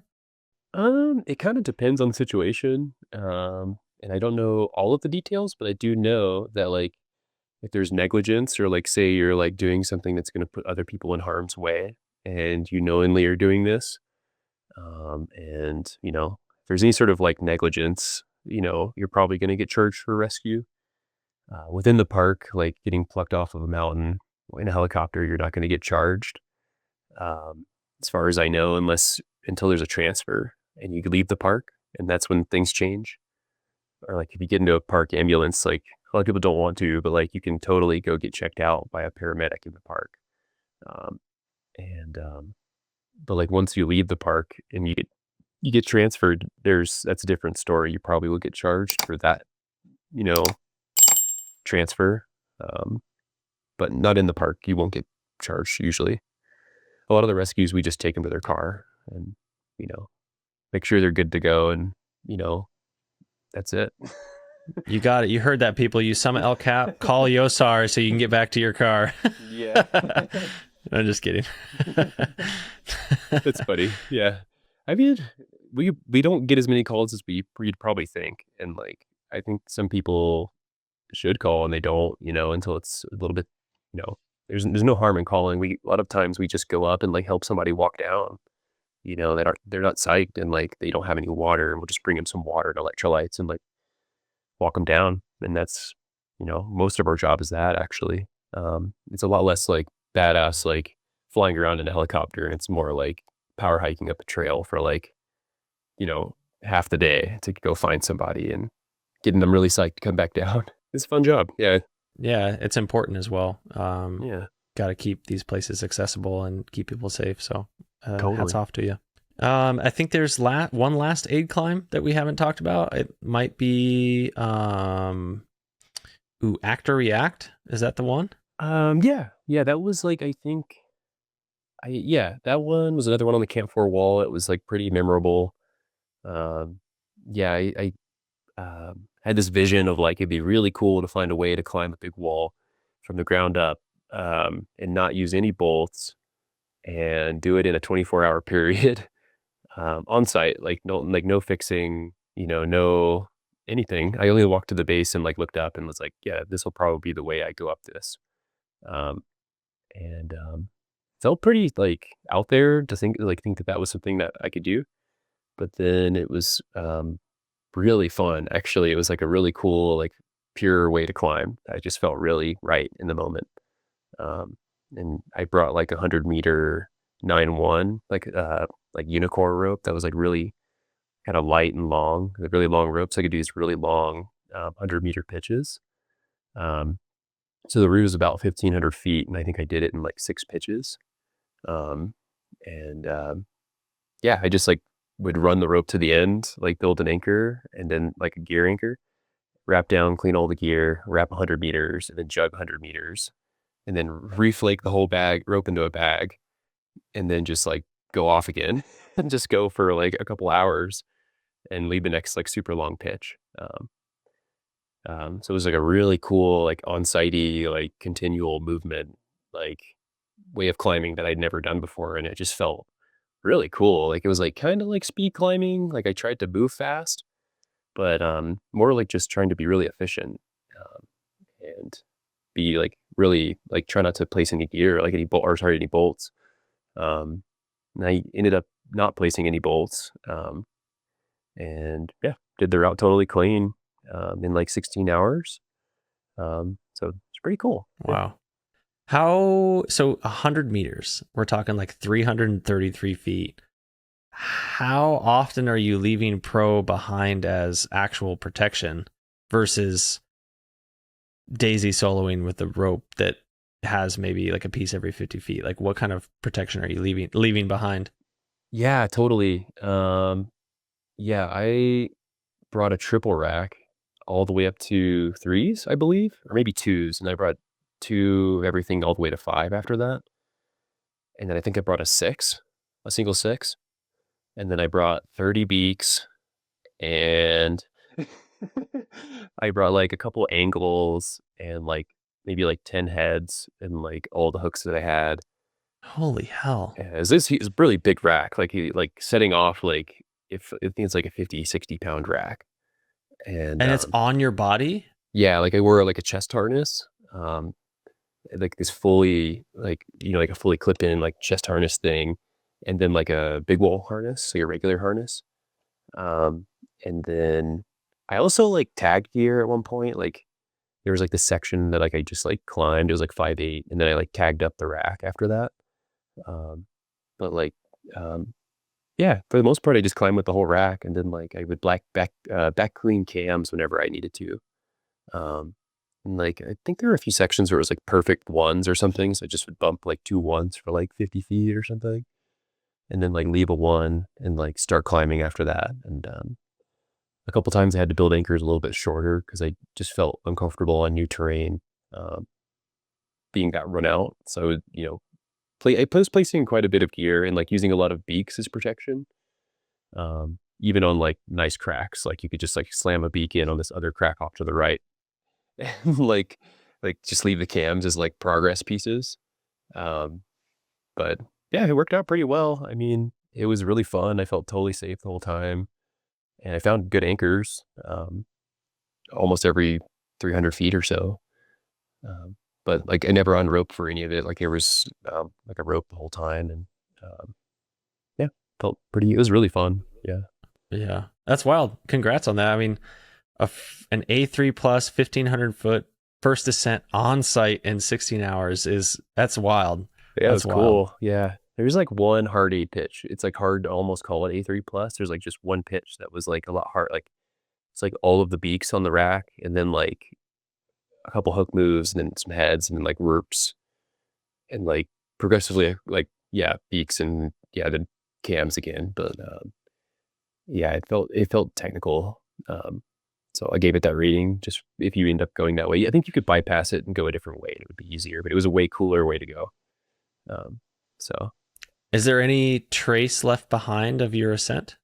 I left one head and one root on this one seam. Um, and I think that might be it. There might be a beak I had stuck somewhere that I left. That I left behind, but yeah, I think there's not much trace. Yeah, I think we're gonna go back up next year and try to like free climb a lot more of it. Oh, cool. It was really flowy. I think maybe it goes. So we're gonna go back and check it out. Are heads usually a place that or piece that you pull out on the way up, or like what circumstances would you leave it behind? I don't like to mess with the placement too much. Like once the head is in pretty good, I just leave it there.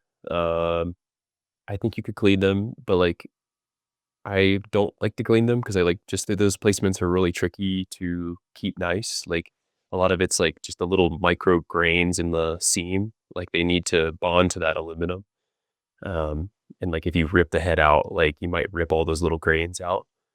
Um, Mm, and so like just to like preserve the placement, I I mean some people I think clean them, and I need more like mileage on trying to like clean them in a good way where I don't damage anything. got it.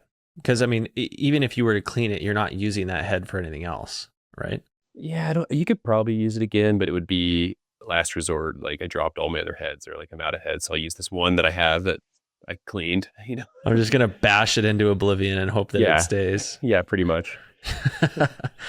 Oh, that's crazy. But yeah, that was a really cool experience. It actually took me longer to walk off the backside of that mountain or of that cliff than it did to actually climb it.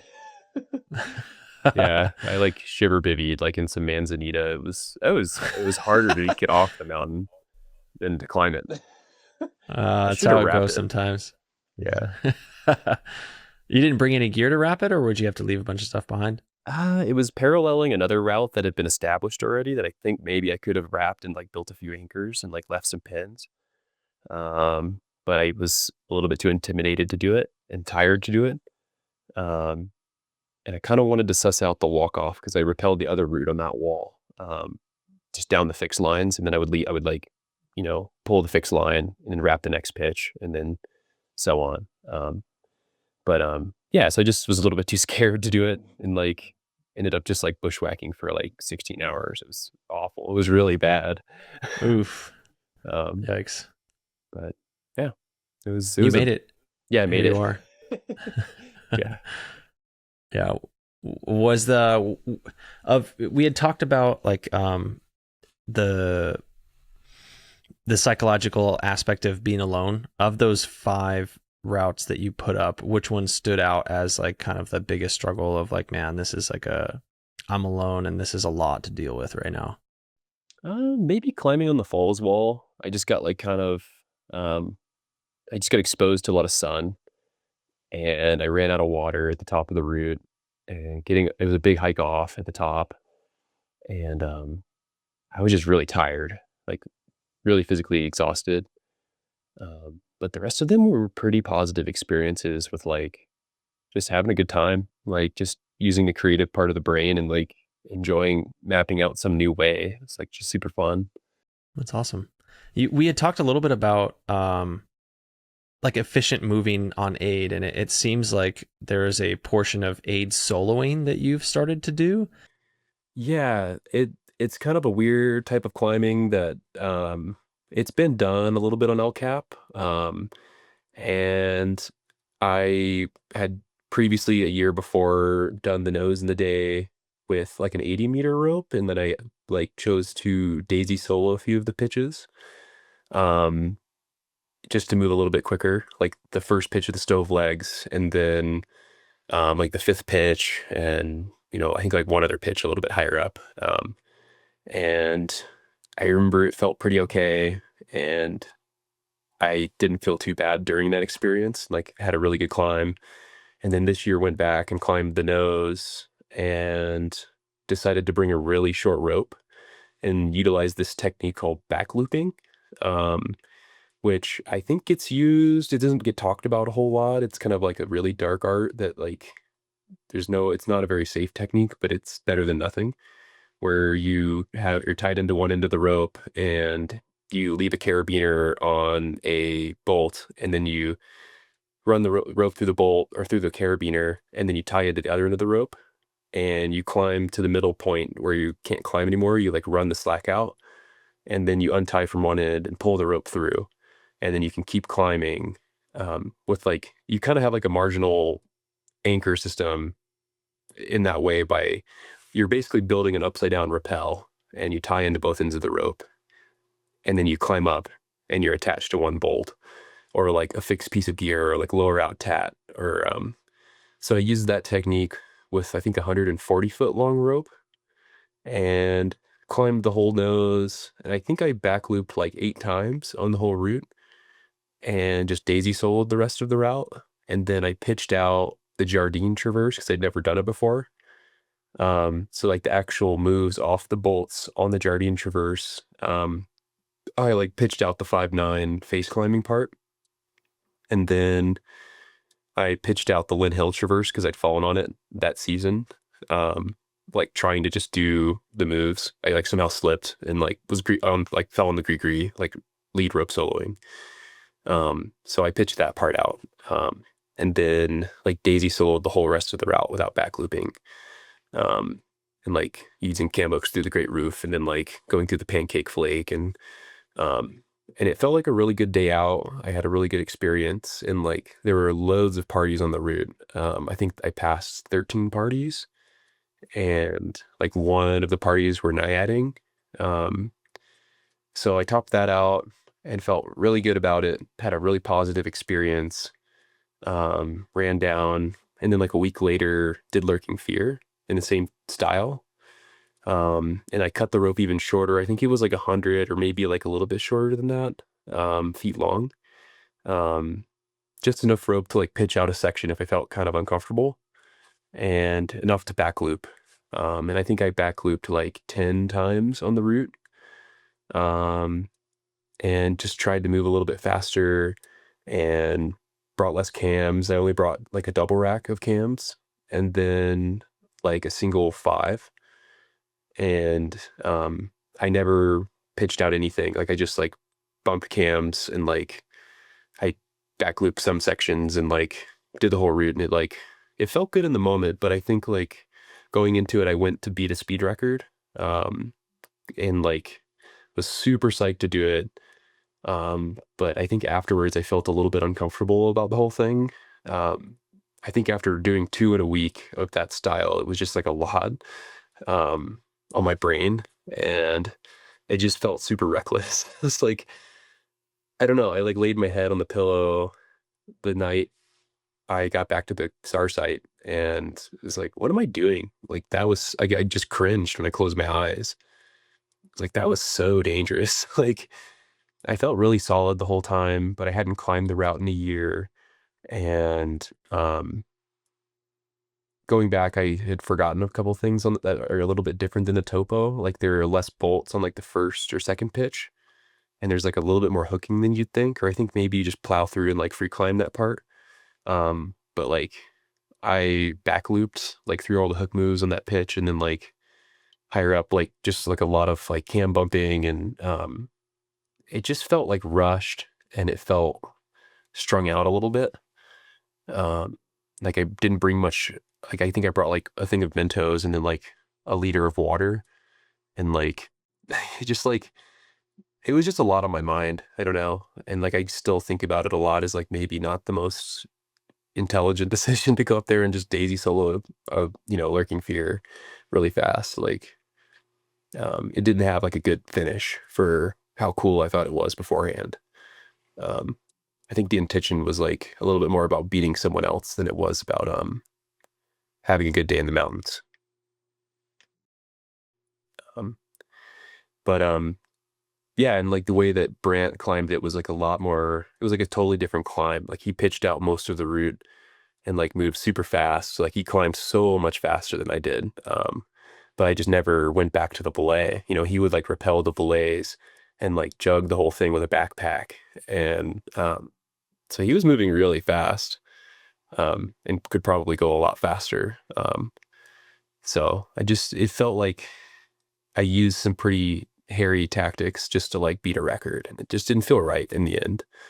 Um, so I have like some soul searching to do about that, and like it's like an ongoing process of my like maturing as a climber, how I want to like behave when I'm climbing.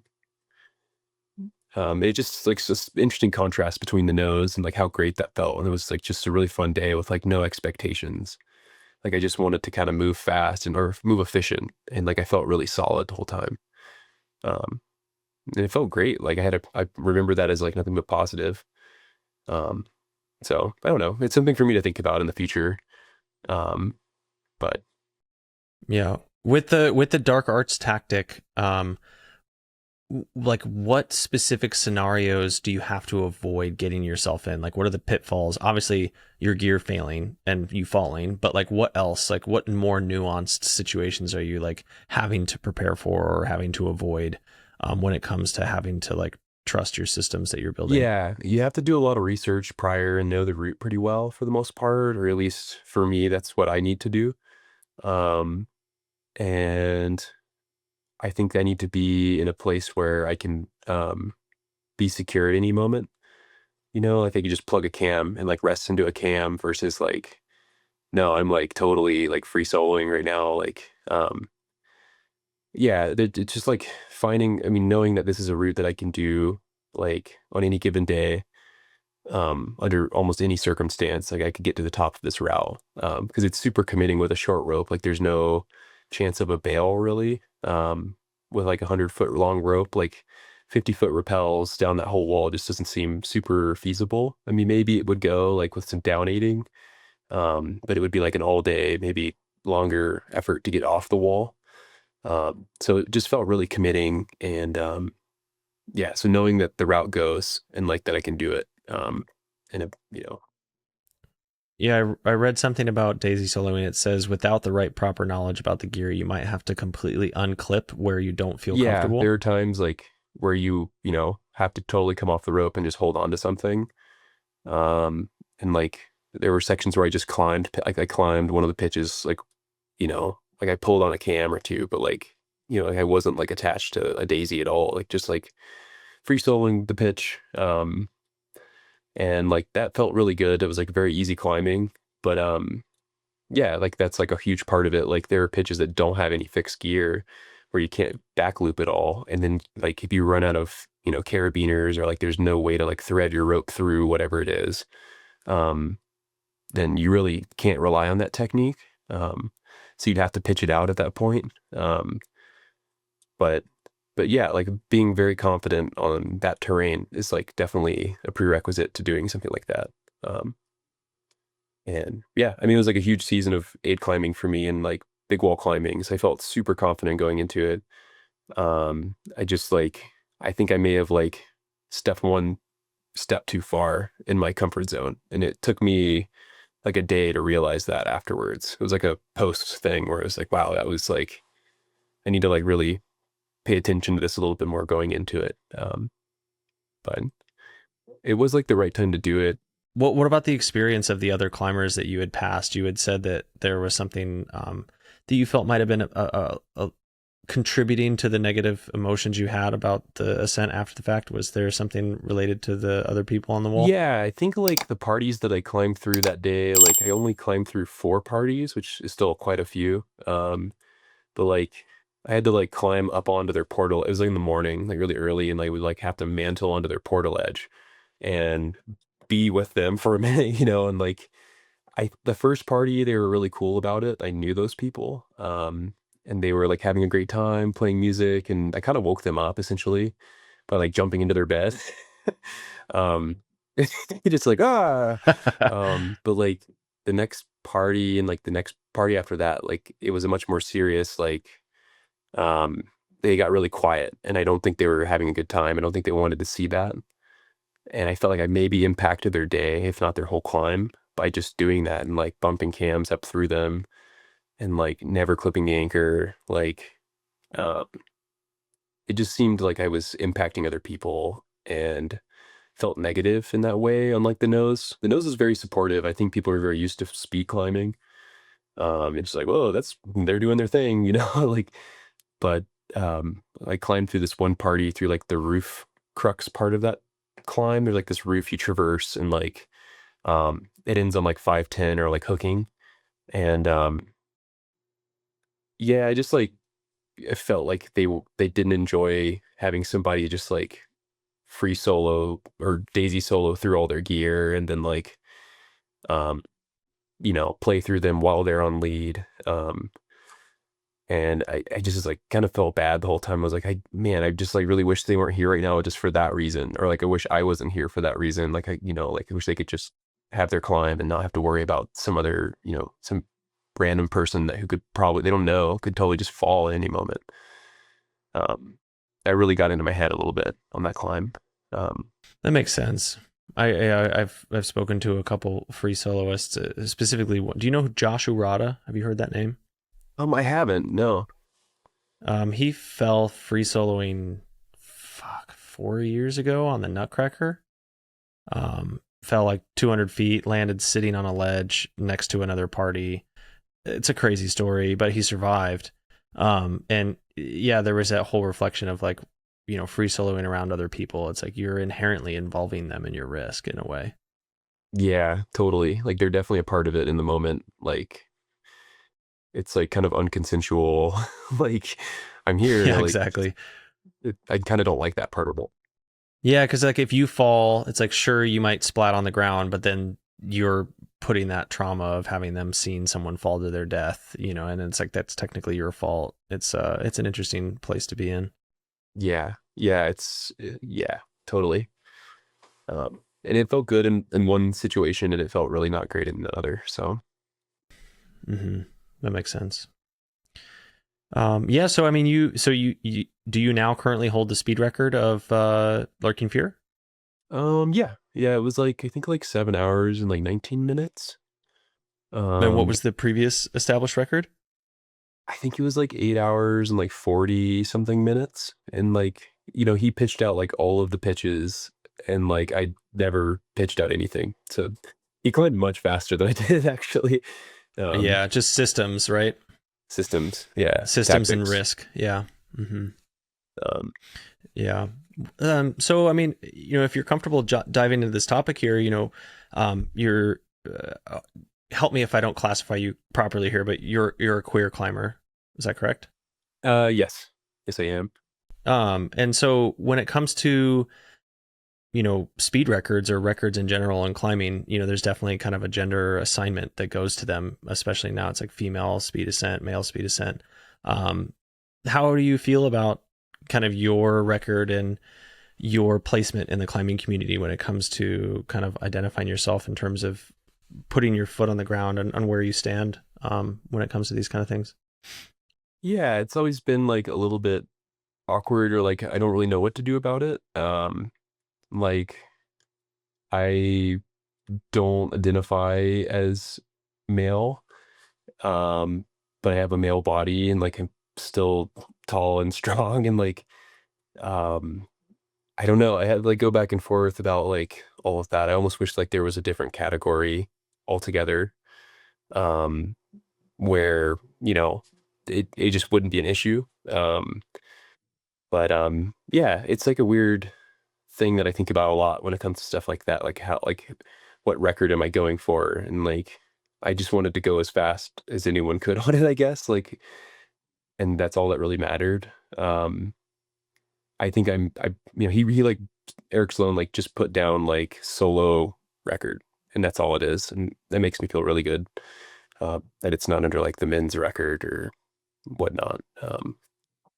But yeah, like, it's always like been like a little thing I've wondered about with like trans people in sports. It's like kind of sucks because like this thing exists and like these people exist, and like um, it's just hard to like navigate. I've always been athletic my whole life, and like I've been on hormones for a few years, but like like still perform at a high level, and it just doesn't feel right to like dive into women's records. Um, so I kind of just like stick to my own lane, and like it's like just this like little unique lane that works for me. And like records don't really mean a whole lot. I thought they would, but like it it doesn't really matter that much at the end of the day, and it's just you know but it would be interesting to see if there would be like another category for queer climbers, um, people in that community to like, I don't know. It's more of like, it just like, doesn't feel right to be categorized in a group that you don't, you know, agree with, or like, or not agree with, but like, don't like identify with, uh, just awkward. Yeah, no, I understand though. It's not like, there's I don't know.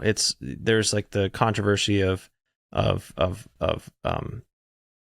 again, this is uncharted territory for me, so I Yeah, don't mean it's to all right. offend or anything. So just like biological males maybe transitioning and then competing in women's sports, there seems to be a lot of controversy in that, but it's not, it's like there, to me it makes sense to have just open up a whole new category, open up a whole new segment of like where people like yourself, queer climbers, can have a place where it's not confrontational, where it's not like women or men. It's like let's just open up another space where people can feel comfortable. At least that's what makes sense to me. Yeah. Yeah, it's like really hard to navigate. Like, I guess there's a lot of factors at play with like just different types of bodies and different types of people, and like different, hormone regimens, and like how they identify like within it's really complicated. It's hard to it's like honestly there's no real right answer. Um and it just is what it is, and it's like part of just being trans and climbing or in sports. Like it's just not going to be clear cut. And that's just part of it, I guess. And maybe one day it'll make more sense. A lot of it is tricky because there's only like one or two of these types of people within sports, within a sport, within track 800-meter running, there's maybe zero or one, that, and they may perform at a really high level, and it's just hard to navigate putting that one person into a category. But I don't know, feels right for me to like, for a speed record, to just like, it's just a solo ascent at this speed, and it's the fastest done by this group of people.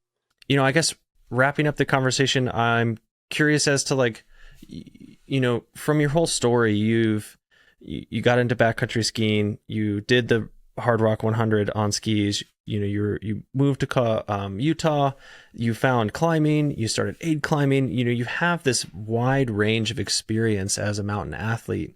It almost seems like you're still exploring and searching this kind of like climbing identity in terms of like what you want to achieve as a climber.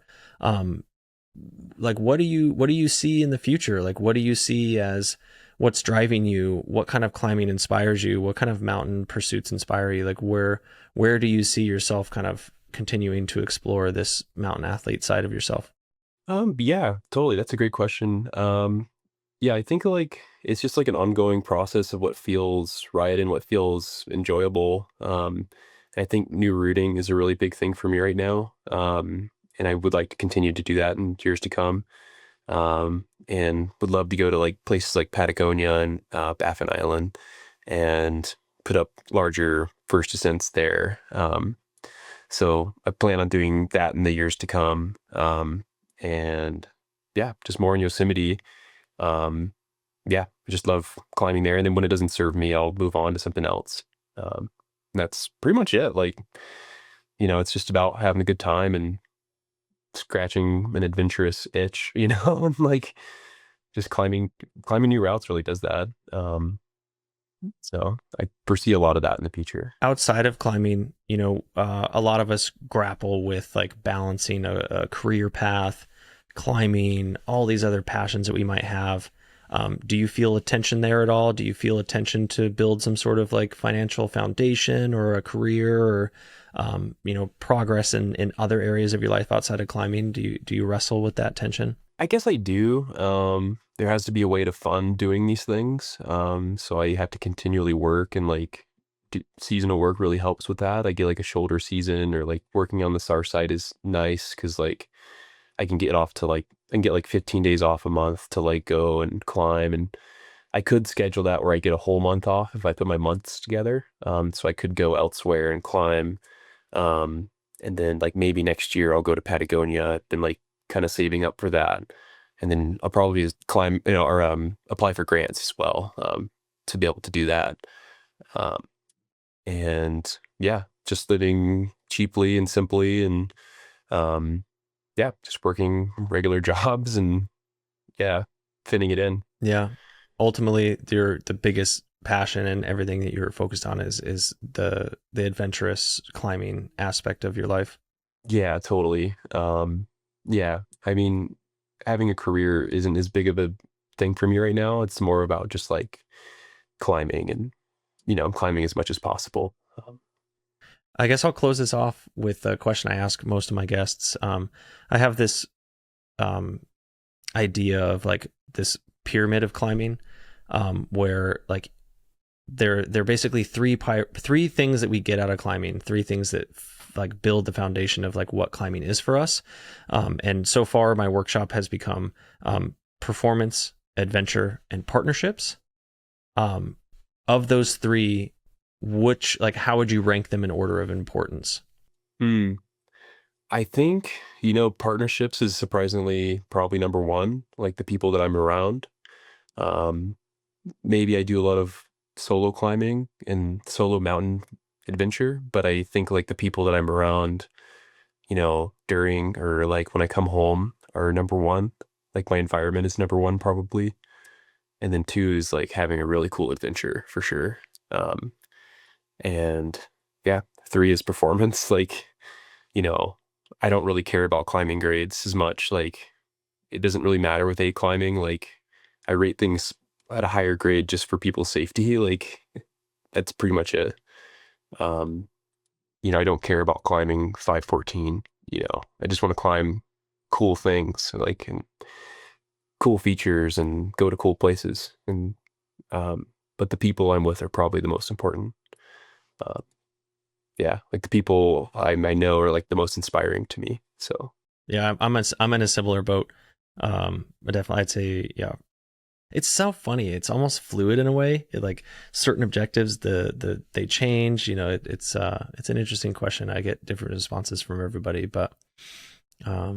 Well, it's been really great chatting with you. You have such an incredible story. You've done so many cool things, and yeah, I was really stoked to have the other Taylor reach out and recommend you to the show.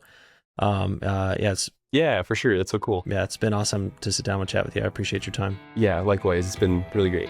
Yeah, great questions.